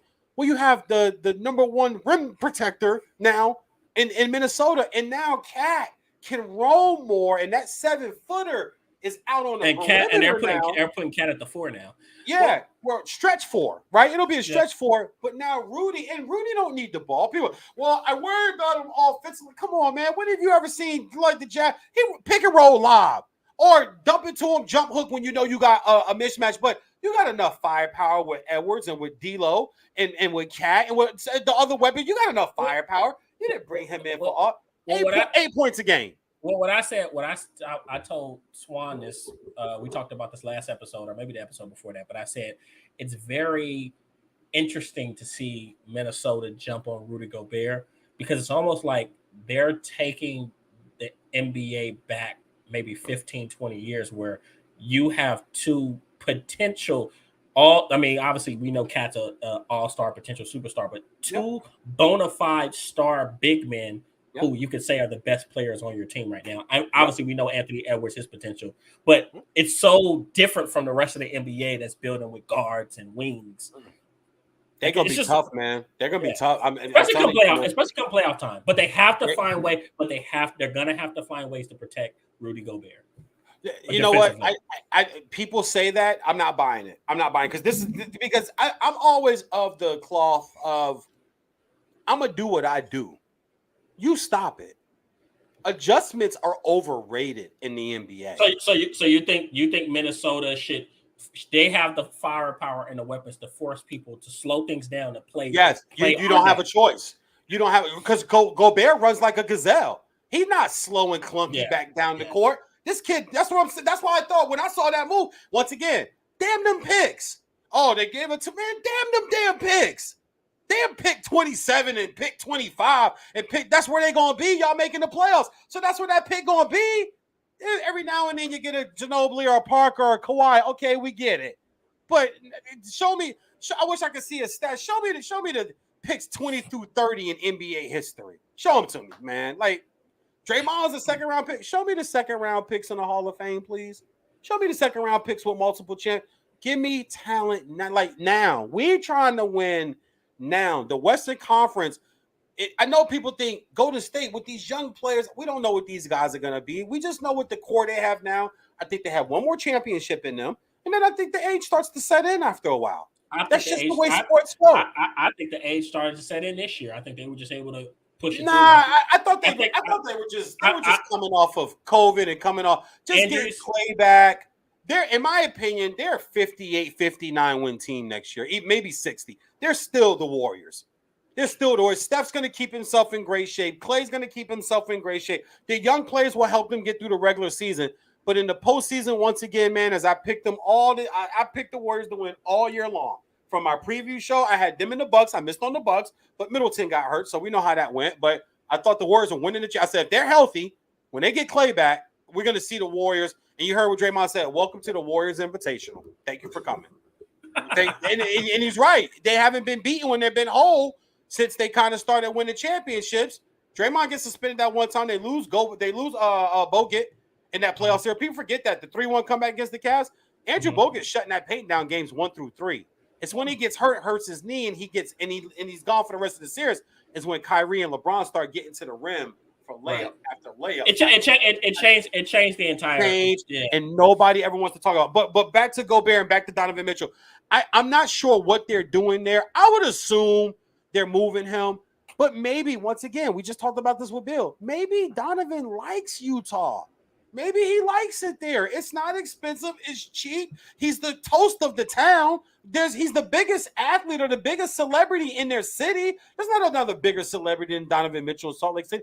Even though he a brother, we can look at that. Come on, you want to be? I've been to Salt Lake City, so I know it's there. Yeah, we know. I called a college football game there. I know it's there, but maybe he likes it, and maybe he's not pressing to leave, and that's why he signed the extension, of course, for the money. But it's weird to see what they're doing. I know a lot of people want him in a Knicks uniform because he's from New York area. I'm just like, I would have loved to have seen him if it's anywhere I wanted him to go was Miami. Miami, exactly. But those are the rumors last year. Yeah. The rumors last year where they were trying to get him he was trying to get to Miami. But also a 210 or 20, whatever it was, $1 million extension changes all of that. Raleigh don't have that checkbook for that. Right. The Jazz have the checkbook for it. That's why it's like, okay, but even if you go there, are you going to win a championship? Or you can stay in Miami. In Miami, he has a shot. He has a better shot in Miami than what he has in Utah. That's fine, but he also had the best record in the league 2 years ago. I mean, that's the best record. But so to me that was a better shot. So to me that was a better shot at them winning the championship. I don't think so because Miami. Well, I mean, I get what you're saying. I think I just look at Miami. Miami's a real contending team. I thought they were severely overrated this year. If you look at COVID, just hear me out real fast. If you look at the games that the Bucks missed, and they had players out too, but they were the team that kind of got away from the big matchups of not having their big guns on the court during the season. And if you look at the injuries, even to Chicago, you lose Levine, you lose Caruso, and you lose Ball, and then they just sit Ball down the rest of the year. He didn't even come back. And then look at Philly. Look what Philly went through this year. I thought Miami, I put it to you like this, they're not a top 3 seed next year. I get mark it down right now. They're not. If everybody is relatively healthy and this COVID stuff is finally right, it's funny to say this, right? We're 3 years removed from this shit, man. It's like now we're finally like, I think we're out of this. I think we're getting to where I think this year with college football, NFL, college basketball, and the NBA, I think we're going to get real years. I'm excited. I think we're going to get real years because I don't think a lot of people will have to miss games for, I just didn't believe in Miami, bro. I really didn't. I really didn't. I think they're a dominant, consistent scorer away from being legit. If they could get somebody that can really create their own offense on a consistent basis and not depend on, because to me, when you ask for Jimmy Butler to be that type of guy, I'm not saying I don't like Jimmy Butler, but you're having him punch above his weight class, and you're having him put on. I mean, let's be honest. What's the word? He over achieves a lot. Well, here's the thing also too. I don't give kudos to guys that run out of gas. That's a knock to me. That's not a salute. Oh, he gave it his all. He took the 3, and I didn't mind the 3-point shot because I thought the 3-point shot was we win it, we go into the finals or not on me, and I can always respect that because Kobe, Jordan, Dan Marino, no, we ain't handing off. Give me the ball. Irvin Fryer, you do this. OJ McDuffie, Mark Clayton, y'all run these routes. Farrell Evans, Keith Jackson. Damn it, I'm throwing. We winning on my left, on my right arm. Oh, we losing. So I didn't mind the 3-point shot, but for the backstory to be, because he knew he had nothing left for OT, you can't be my number one guy. Just like you can't be. Just like Embiid. Embiid is great. But my best guy can't be my most openly emotional guy. And that's why Philly will never win shit with Embiid. Well, but see, and there's nothing wrong with that. Because I don't think Jimmy's meant to be I think Jimmy can be a number 2. If you get somebody, okay, yeah. But if you say that nowadays, people are like, what? No, it's just because they respect his work ethic. And then same thing with Embiid. We know Embiid is a freaking superstar.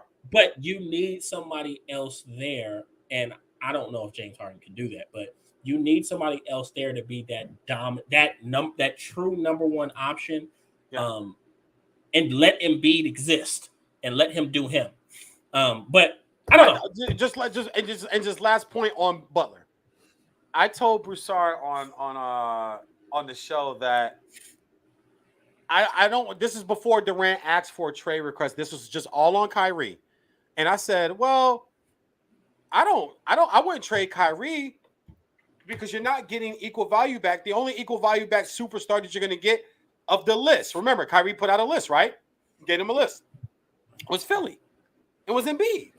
Now, even though the Clippers were on that list, and of course people want to go, Kawhi, you wouldn't take Kawhi. I said, Kawhi ain't played, bro. We're like, y'all talking about Kyrie being reliable. Kawhi ain't played. So no, the answers, and I don't know what the need's gonna be. So the answer is no. So we went through the list. We got the Butler.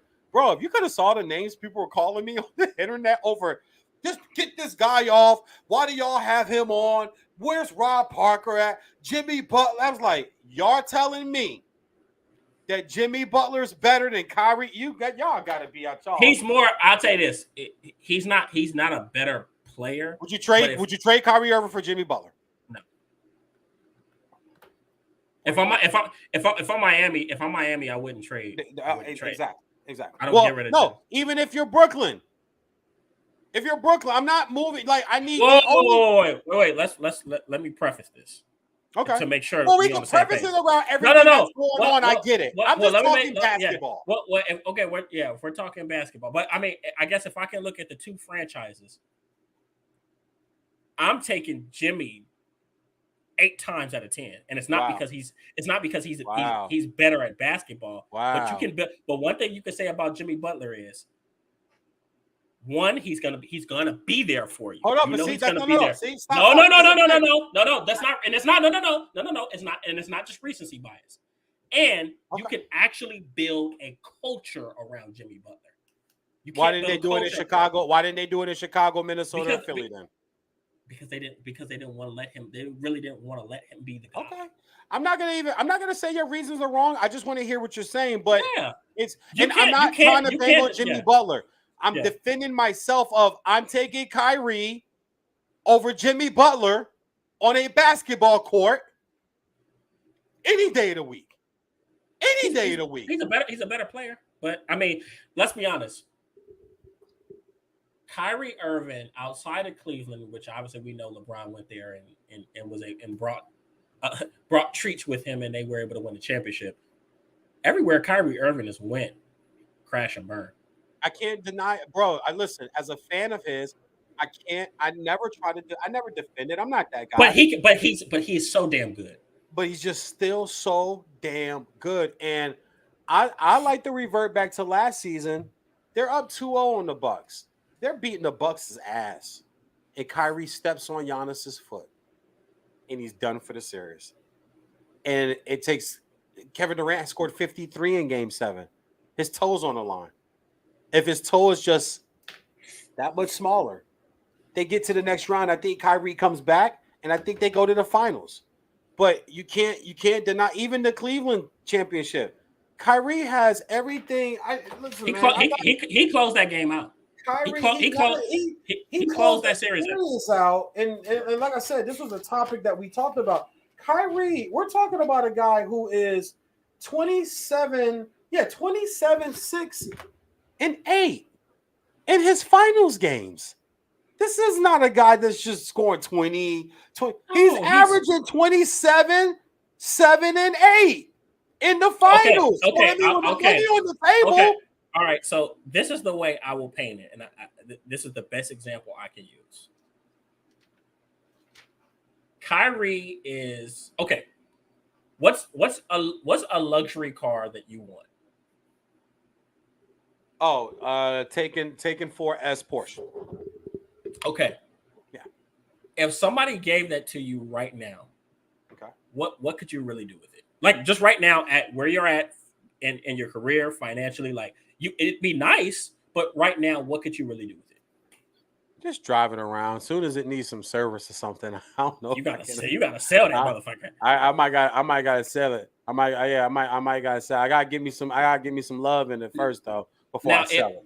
Now, if we fast forward 3, maybe 5 years, when your career is where it's going to be, and you're at a different financial standpoint, then that car looks a lot. Then you can handle a high performance vehicle like that. You can pay the cost for services and things of that nature. Service repair, yeah.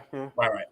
Kyrie Irving is a high performance vehicle that if you're not in the right, if you don't have the right foundation in place, you can't take advantage of his talents. That makes a lot of sense. I was off on his numbers just a little bit. It's 28, 6 and 7, but 47% from the field, 40 from 3, 92% from the free throw line are his finals numbers in comparison to Steph Curry. And that's over 13. That's over 13 games. In comparison, Steph Curry, and that's over 40 minutes. Steph Curry in 34 games, 27, 6 and 6. I was just looking at some guys. I went for Scottie Pippen, 35 finals games, 42 minutes a game, 19, 8 and 6. 42%, 26%, 75% from the free throw line. So in the finals, Scottie was averaging 19 points. In the final, Jordan did the heavy lifting. I just want to make sure that that's out there. Plus, Jordan has the highest finals scoring average. I believe it's 36, 37. It's ridiculous. It's absolutely ridiculous. And the year against Phoenix, he averaged 41.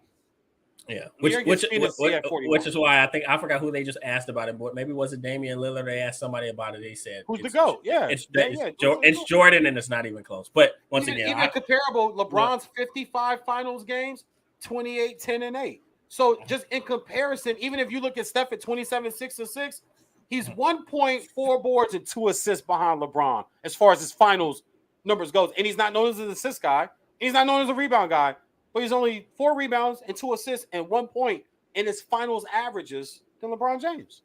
And he retired for the stat nerds out there, not me. But I like to find stuff like this, man, because when people start to throw their little stat nerd numbers around, I go, okay, well, how about this one? So, but Kyrie is. I don't know what happened in Boston. I don't think a lot of people do. I can't defend it.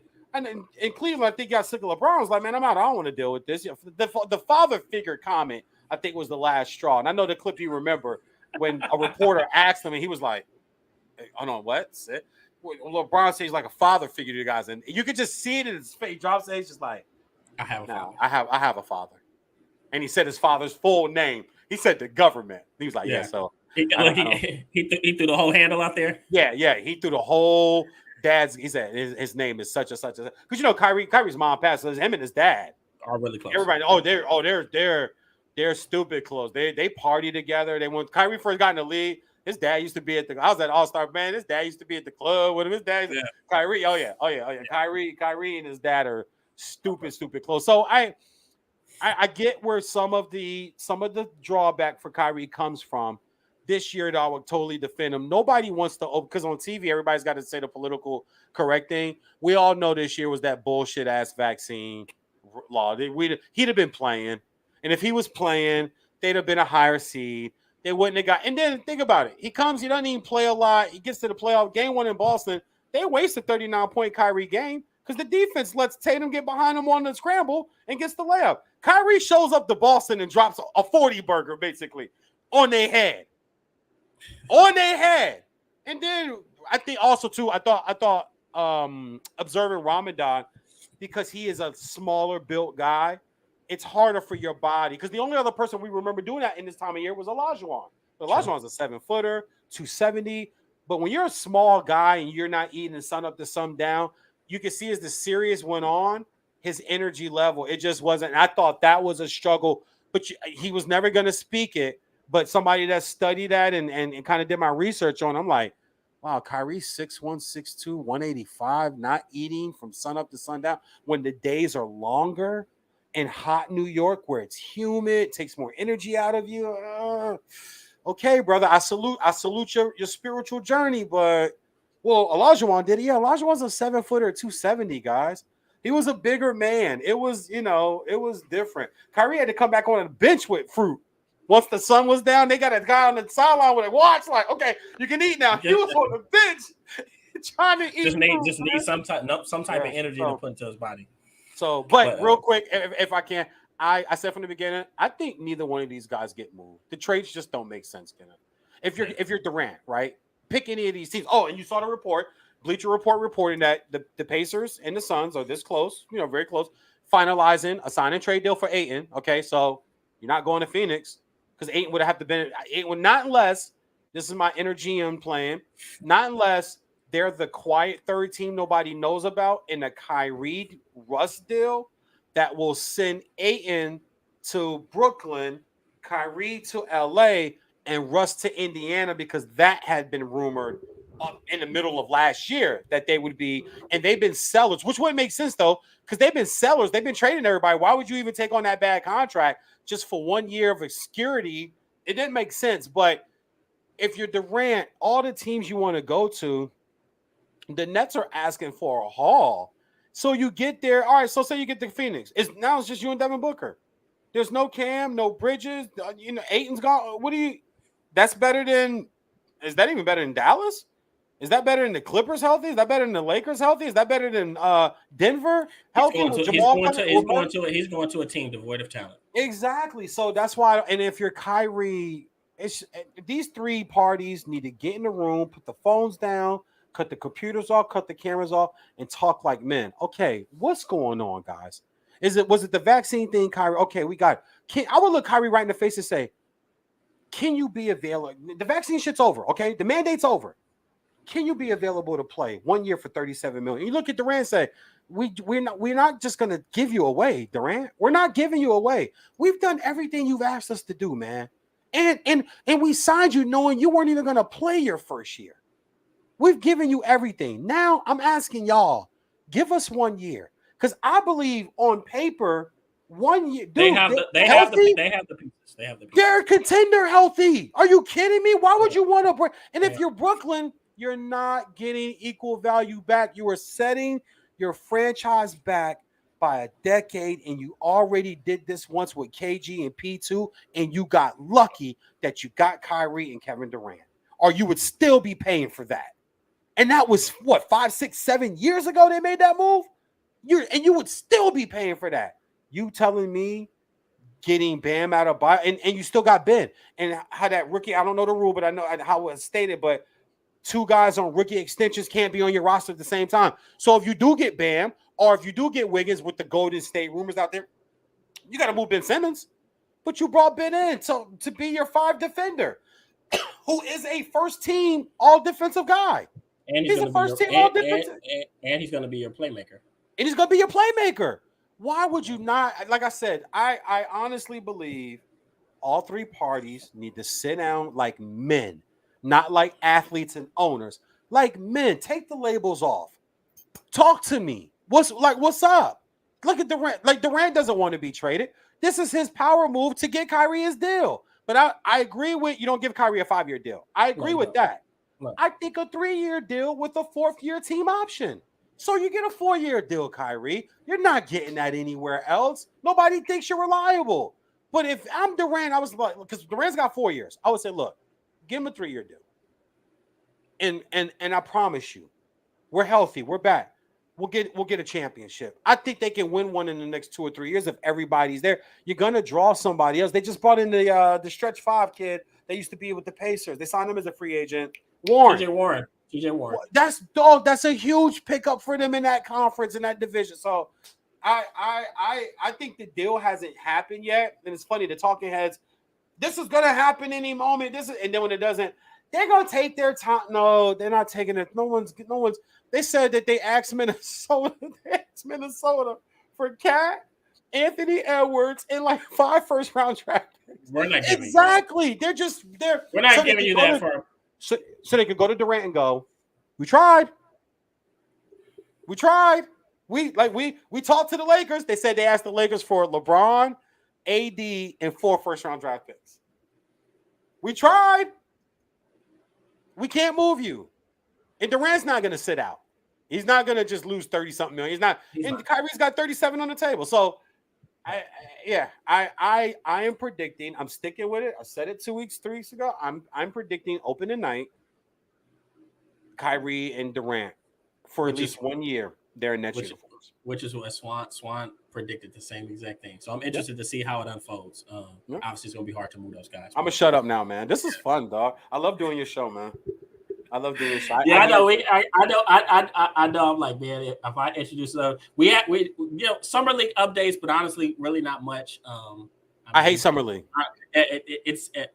Honestly, I'll say this to really summarize it. All The right. only thing I was excited about was to see fucking James Wiseman on a basketball court. That's all I want. Yep, That's that's it. all I want to see. That's it. I want to That's see it. him moving around with his because he's if he can stay healthy, he's Man. perfect for today's NBA. Yep. He's a big that can run coast to coast. He has a nice touch on as a nice 3-point. He can rim protect. I mean, the kid can do everything. He just got to stay healthy. I don't even watch it, bro. I don't even force myself. I forced myself to watch more USFL this year than I did to watch Summer League. Which I haven't got the chance to really watch, but I know you had some NFL cast off. It's bad. It's bad football, bro. But it's football. It's bad. It's not good football. It's like watching.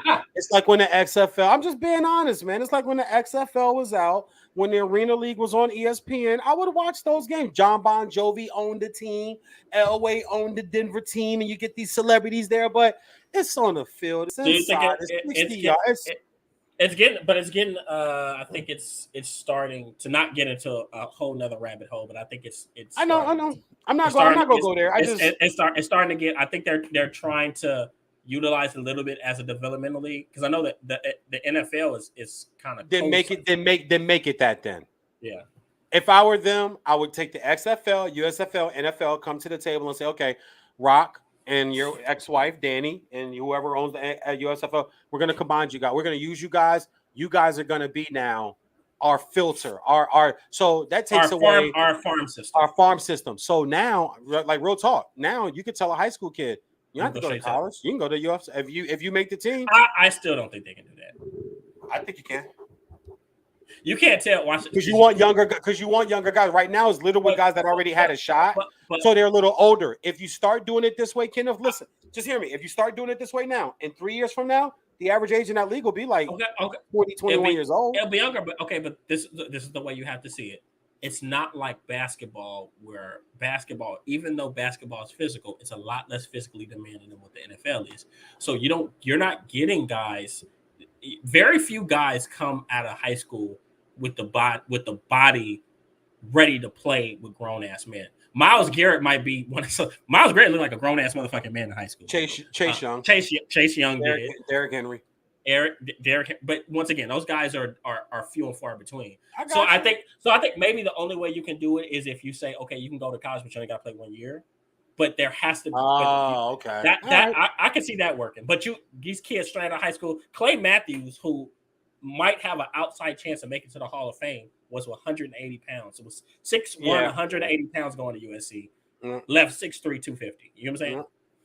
But that's steak and salad and potatoes and veggies every day on Figueroa. On Figueroa, baby, you can find all of that on Figueroa, man. But the NBA Summer League, it's become a money grab, and it's become a hey, look at me for certain current players. Because if you took the cameras away, 90% of those guys wouldn't show up. But guys have to walk in and sitting down courtside. It's like, bro, you're a guy who claims you can't win with young players. So what the hell are you even doing here? Right. Like half these guys, like Sharif O'Neal, okay, he gets picked up by the Lakers. I don't know if you're an NBA player. I know you went undrafted though. Like your name didn't even get you drafted. Bro. And a few fast break dunks last night. So I saw the highs. I didn't watch the game, but it's almost like, all right, homie, but this ain't the NBA, man. And Shaq ain't a nepotism type dad. He doesn't strike me as a nepotism type dad. LeBron's trying to get Bronny Jr. on any team he possibly can. And I don't think even Wade did it respectfully. He ain't just get it. But all right, I get you on the G League team for my Jazz that I own. But, bro, I can't just pull you up to the roster. He respects the league a little. LeBron is going to I want to own a team. Yeah, so you can put Bronny on it and stuff Bronny down our throat. He's a good high school player. You notice the highlights on the internet have dwindled down? Bro, I think my opinion of Bronny, the thing that scares me about him, it's not that he doesn't know how to play basketball. He's actually a very well-rounded player. It scares me that he hasn't learned how to be dominant at the high school level. Because he's not. And you see guys, there are guys that are bench players in the NBA, but in high school, they was giving you 30, 25, 40 points. Right. They were the man in high school. Yeah. You're telling me, that's why I have to humble these Bronny fans. You think that you think that Bronny is gonna come to the NBA or the G League, or let's go a step down. He's gonna go. Hey, Isaiah Kidd talking about yo. You think he's gonna go to a Duke or a North Carolina, and you think he's gonna play with some of these kids who are actually amongst the best in the country? So, but I think I've been saying this for a long time, and people are calling me stupid. I think Bryce is gonna be really good. Right now, 7.2 points, 2.6 rebounds, 2.5 assists. That's terrible. That's at the high school level. And that was at the Nike Elite. That's in the Nike Elite Youth Basketball League. This is as recent as February 24th. Yeah, it's not gonna get it, man. Yeah, even right now, yeah, his career, his Sierra Canyon stats 7, 2, and 2 is what he's averaging right now. And they're saying he dropped. I'm like, you guys, how was he in the top 50 at all ever? Exactly. How are you in the ESPN top? LeBron pushing that, man. Yeah, but yeah. So that. If you say anything about it, you're canceled. Like, bro, I'm not a hater. I'm just stop hating on a young kid. I cover this shit. Yeah, stop hating on the high school kid. It's like y'all are, man. I cover this.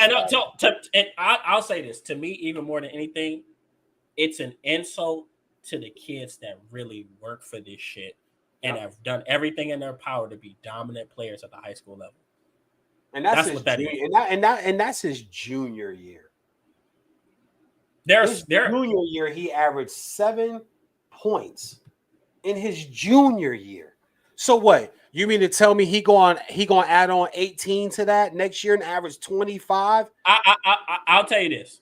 He needs, if he goes to college, he needs to go to like fucking Sonoma State or something like that. I mean, I could even see him, honestly, I could see him sticking around in LA and getting into USC or UCLA. Percy, what's Masterpiece's son name? He got the USC. Romeo played at USC. I can see him. Whoa, USC is an elite basketball program. But that don't mean he can't. That don't mean he can't get a walk on or get a scholarship there and be a 12th or 10th or 11th guy. I can see him. He's not going to, trust me. Stop. This ain't Marcus Jordan at Central Florida. Okay. Hey, I'll tell you this. You know what I would love to see him go to, like, where did they say LeBron wanted to play? Was it Toledo? Yeah. No. He's here in LA. He's not. Look, I'm telling you right now, Bronny will either be a Bruin, a Trojan. I don't know his GPA. I'd have to look it up. I'm not going to say Cal or Stanford. San Diego State. Hey, he can go to Dominguez Hills. He going to go to Pierce. He'll go to El Camino. Bronny gonna be balling at Compton Dominguez Hills, man. Stop it, man. DeMar and Tyson Chandler and those guys, they were playing for them in high school. That's how good, though. And see, that's the thing. When you just look at LA high school, when I first moved out here, OJ Mayo was out here in high school. And I thought OJ, and I was wrong on this. I tell people all the time, I was wrong on this bad. I thought OJ Mayo had Kobe-like ability. I didn't think he was going to be the next Kobe, but I think dude. I think a lot of people did. Yeah, but it just didn't. Number 4 or 5 overall to Memphis or number 3. It just never panned out. But when you look at guys like that, and I go back and I think about the games I saw them playing, Tyson Chandler, DeMar DeRozan out here, bro, they were dropping, like you said, dog. Melo Ball was scoring 40 and 50 as a freshman. As a freshman. Out in Cheeto Hills, dog. What are you telling me? This dude is at Sierra. And Sierra, now here's the pub on this for real. There are people who believe he's not even good enough to be at Sierra King. He's there because he's LeBron's kid. There are people who think that's evident. And Wade's son too. When Wade's son was there, Wade almost got into a fight after one of the games on the court with the coach for not playing. But it's like, bro, your son's not that good. And y'all thought because your name and because y'all walk in with Drake and no. That's not gonna get your kid on the court. We still got to win championships and coach and play here when you long gone. When we're no longer anything to you anymore. We still got to produce a basketball program here. So we're not going to change it up just for you. And when I pull up these numbers and I'm looking at it like, And I mean, to be honest with you, 6'3", 175. He's not even opposing and big. He got his mama jeans. He ain't got his daddy jeans. That's for damn sure. Because coming out of high school, LeBron was 6'7", 6'8", 240, 250. Like LeBron was a different thing, man. Swan, the Swan. I see it. I've been reading them popping up. What's up, Swan? That's not Bronny's game, though. Doesn't mean he can't find a niche at the next. Nah, stop. You think, and that's what I had to ask Swan. You think this kid that he doesn't even look better than his peers right now? Thank you. At the high school level, you think he's going to play in the NBA and find a niche? He's going to find a niche, and you just said it. There's the bench warmers in the NBA was dropping 25, 30 a night in high school. He's averaging 7 points, bro. Like Draymond Green. Do people remember? Draymond Green is a former, not just Big Ten Player of the Year. He's a former Naismith Player of the Year. That means the best player in college basketball. And we talk about first of all, Swan himself is critical of Draymond Green. We talk about Draymond Green like he's average, and so to say that he was that, watch this. No, but to say that he was that. Thank you. So a guy that you think, there you go. Thank you. So Swanee, a guy you think is average. Oh no! Wait, look at this. I think he could be a solid facilitator for a D1 Oh my god.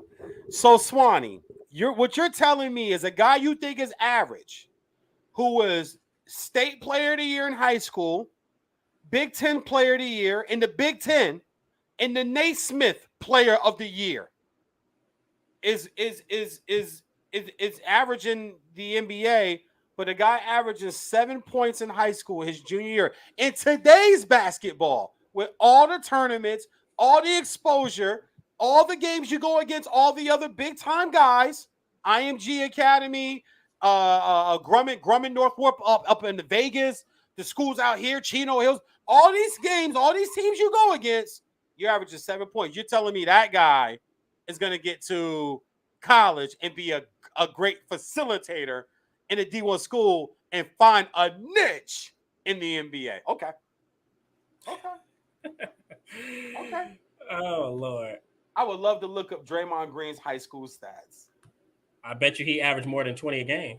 I'm about to find it. I'm about to find it right now. Draymond Green's high school stats. Let's see what he averaged. Oh, wow. Yeah. In high school, he averaged 25 and 13. There you go for your average NBA guy. 25 and 13, led Saginaw High to the Class A state championship with a 26-1 record. What's Sierra Canyon? How many losses they had this past year? Okay. Watch this. Hey, look, let me bring up a guy. Look, it's a guy I'm a fan of. That's why I'll be like, here we go. What did Jameer Nelson average in high school? Oh, good one. Because it was funny. Remember when he was in college? A lot of people thought Delonte West was going to be the guy coming off of, coming in the league. And Jameer Nelson ended up being the one as a starting point guard on the team in the NBA Finals. There we go. Jameer Nelson high school stats. 6 feet tall. Shit. He's 6 feet 190. He weighs 15 pounds more than Bronny does. How much did he average? I'm trying to find it right now. Let me see. Stat Muse be BSing sometime, man. Let me see. High school stats. He played baseball also, too. I forgot about that. I didn't know that. Yeah. Jameer Nelson played baseball also, too. Let's see if I hate using Wikipedia. They always got some weird stuff up here. All right. Okay. High school career. Nope. It said they won the PA state championship, and they just talk a lot about St. Joseph. But even in St. Joseph's, he averaged 20 and 5. 25 and 4, and they made it to the tournament, right? Yeah, they started 27. They had a 27-0 regular season record that year. So even Jameer Nelson, he's not even Jameer Nelson, and Jameer Nelson went to St. Joseph's, not USC or UCLA. He went to St. Joseph and was averaging 25 and 5 at St. Joseph's. Not a star, but he could fit. So no, is he a LeBron? Is Swanson a LeBron guy? Nah, he's just a big basketball. He's not okay. No. I was just asking because to continue to just try to find different ways of of how this guy is going to be so great in the league, and even in college. Like I said, man, look. What did Mario Chalmers average in high school? Oh, Super Mario, yeah. Wow, you bringing up some names, man. Mario Chalmers, high school. Let's see what Mario Chalmers. What did Shabazz Napier average in high school? He was stupid. He averaged like 30. Like his senior year, I believe Shabazz averaged like 35, 30. Like he was stupid. Yeah. It's almost like when Allen Iverson was at the table talking during the All-Star game. Mm-hmm. And they just did the 75 list, and Kenny Smith and Isaiah Thomas and all them were there talking to him. He's like, we always say, like, a guy like you, what would it be like in today's game for you? I said, ugly. It'd be ugly. It'd be ugly. And you talking about a guy. I watched Allen Iverson score 68 points in a high school game once in triple overtime against Woodbridge High School. That was his junior year. He did that as a junior in the state semifinal game. Like if you're not having games like that, and once again in today's high school where it's just as soft as the NBA, I call these games. Ain't no physicality. I watch 6'10" white boys drop 35, dunking all over. There's no body. There's no forearms. There's none of that. Let me see. So Mario Chalmers averaged 12.8 points per game. I'm looking at it right now. Yeah, so he averaged 12 and 4. He shot 47% from 3. 97 steals. That's his junior year. They don't have his senior year up though, but I found it. Yeah, that was his junior year. Hey, I forgot he's from Alaska. Yeah, yep, he is. Here we go. Here's his 24/7 sports stats right here coming out of high school. Oh, they don't have his high school stats up. All right. Yeah, they just have his pro stats up here on 24/7. But 24/7 is probably the best way because you can always go look at their rankings and stuff coming out. But just back to Bron, and it's not a anti-LeBron thing. Is if we just live in an era, man, where if you have a name, people push you even if you're not doing the work. But then if you're doing the work, it's I had a guy tell me yesterday, well, Arch, I look at his high school tape and I'm like, all right, bro, but what do you want him to do? He can't help who he's playing against. But if he wasn't putting up ridiculous numbers, you guys would say, and he's not even playing against the best competition. And he's not even putting up crazy numbers. If he's playing against those guys, he should be that's what you guys would be saying. But being that he's playing against them and he's just demolished. Have you watched Derrick Henry high school tape? Like, it's ridiculous. He was considerably better than Zion Williamson. All them listen, I ain't trying to be funny. All them little South Carolina Christian little white boys, he was dunking all over and outrunning and fast breaking against us. But you can still look and see, like, wow, this kid is special. Like, I understand he playing again because he played in a public league. He didn't play in a private league. Okay, so think about this, and it's like this in any major sport. You almost have to be great at that level to even have a shot in the pros. Yeah, you have to be exceptional. You have to be exceptional to get a shot. You have to be exceptional. Very few people can be average at that level or little to no good. That's why I say the only chance Bronny really has is if he goes to a small school and really hones his. I don't think that's really hones his game for 3 years. He's gonna watch this. He's gonna need to do every bit of what John Morant did. All right, so like Zion, 36, 12, and 3 in high school. 36. Like, so, and think about it. He what was he? What did you draw? Like 24, 25 a game? Like not last year, the year before last, when he actually played. So he from high school to the pros, he's only shaving 10 points off his high school average. That's how good he still is, shooting 60% from the field. Right. And I'm not saying that Bronny is Zion, but as you so well stated, if you're gonna be good, if you're making it to the pros like that on your name, on your balling, bruh, high school, I need 25 or more. I need 25 or more in high school. 7-2-2 for Sierra Canyon, a prestigious private. He's only there because because of who his dad is, bro. He was gonna go to Crossroads. That's where he was enrolled first. Was Crossroads. And then Sierra Canyon was the glitzy place because Pippen's son was there, Kenyon Martin's son was there. There was another. What's the other kid? Mickey's and Mickey Williams. No, Zaire. Zaire was there. That's now with the Memphis. There's a kid right there with the Memphis Grizzlies. 1 year at Stanford, into the league. Slid in the draft a little bit, but when he gets on the court in the NBA, you're gonna go, oh, okay. He got a little something.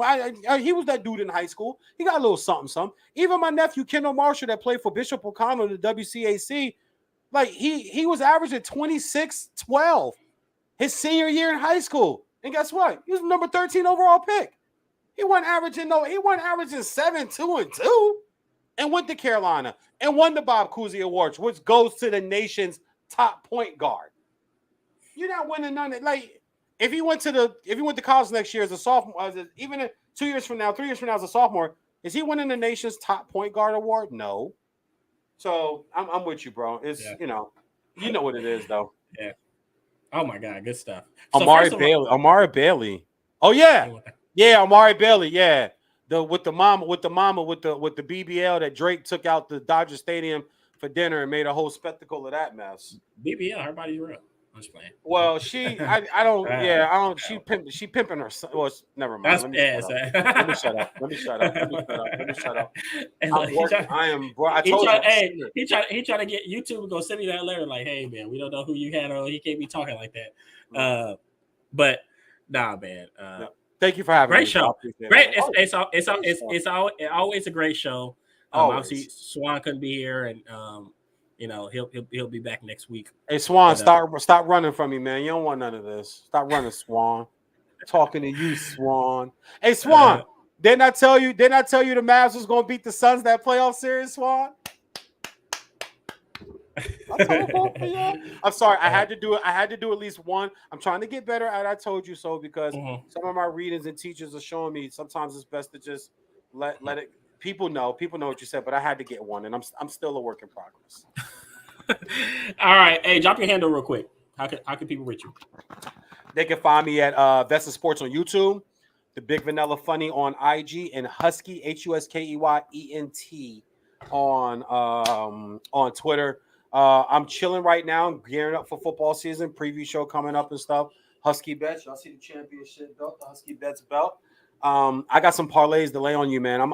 My goal is to help anybody that wants to put some 8, 4, or 6 game parlays to help you make $25,000 or more over the season. I have one 18 parlay for the NFL on a $100 bet would cash me in at $648,000. I haven't put it in yet because there's 2 teams I'm a little worried about, but I'm just playing with the division winners. If you pick all the favorites, you'll win like $50,000 if you put $100 down. If you pick all the favorites. So I'll definitely be letting you guys know more about that. Also, too, I'm going for my personal record in fantasy leagues this year. My personal record is 43. I am going for 45 fantasy football leagues this season alone. 15 championships guaranteed. Oh my God, this is crazy. It's madness. I'm sure I'll be in there. I'm a lunatic, bro. All I know is sports. All I know is sports and comedy, man. Well, let's do it. Let's do it. Yep. Let's go crazy. Thanks for having me, bro. I love you, man.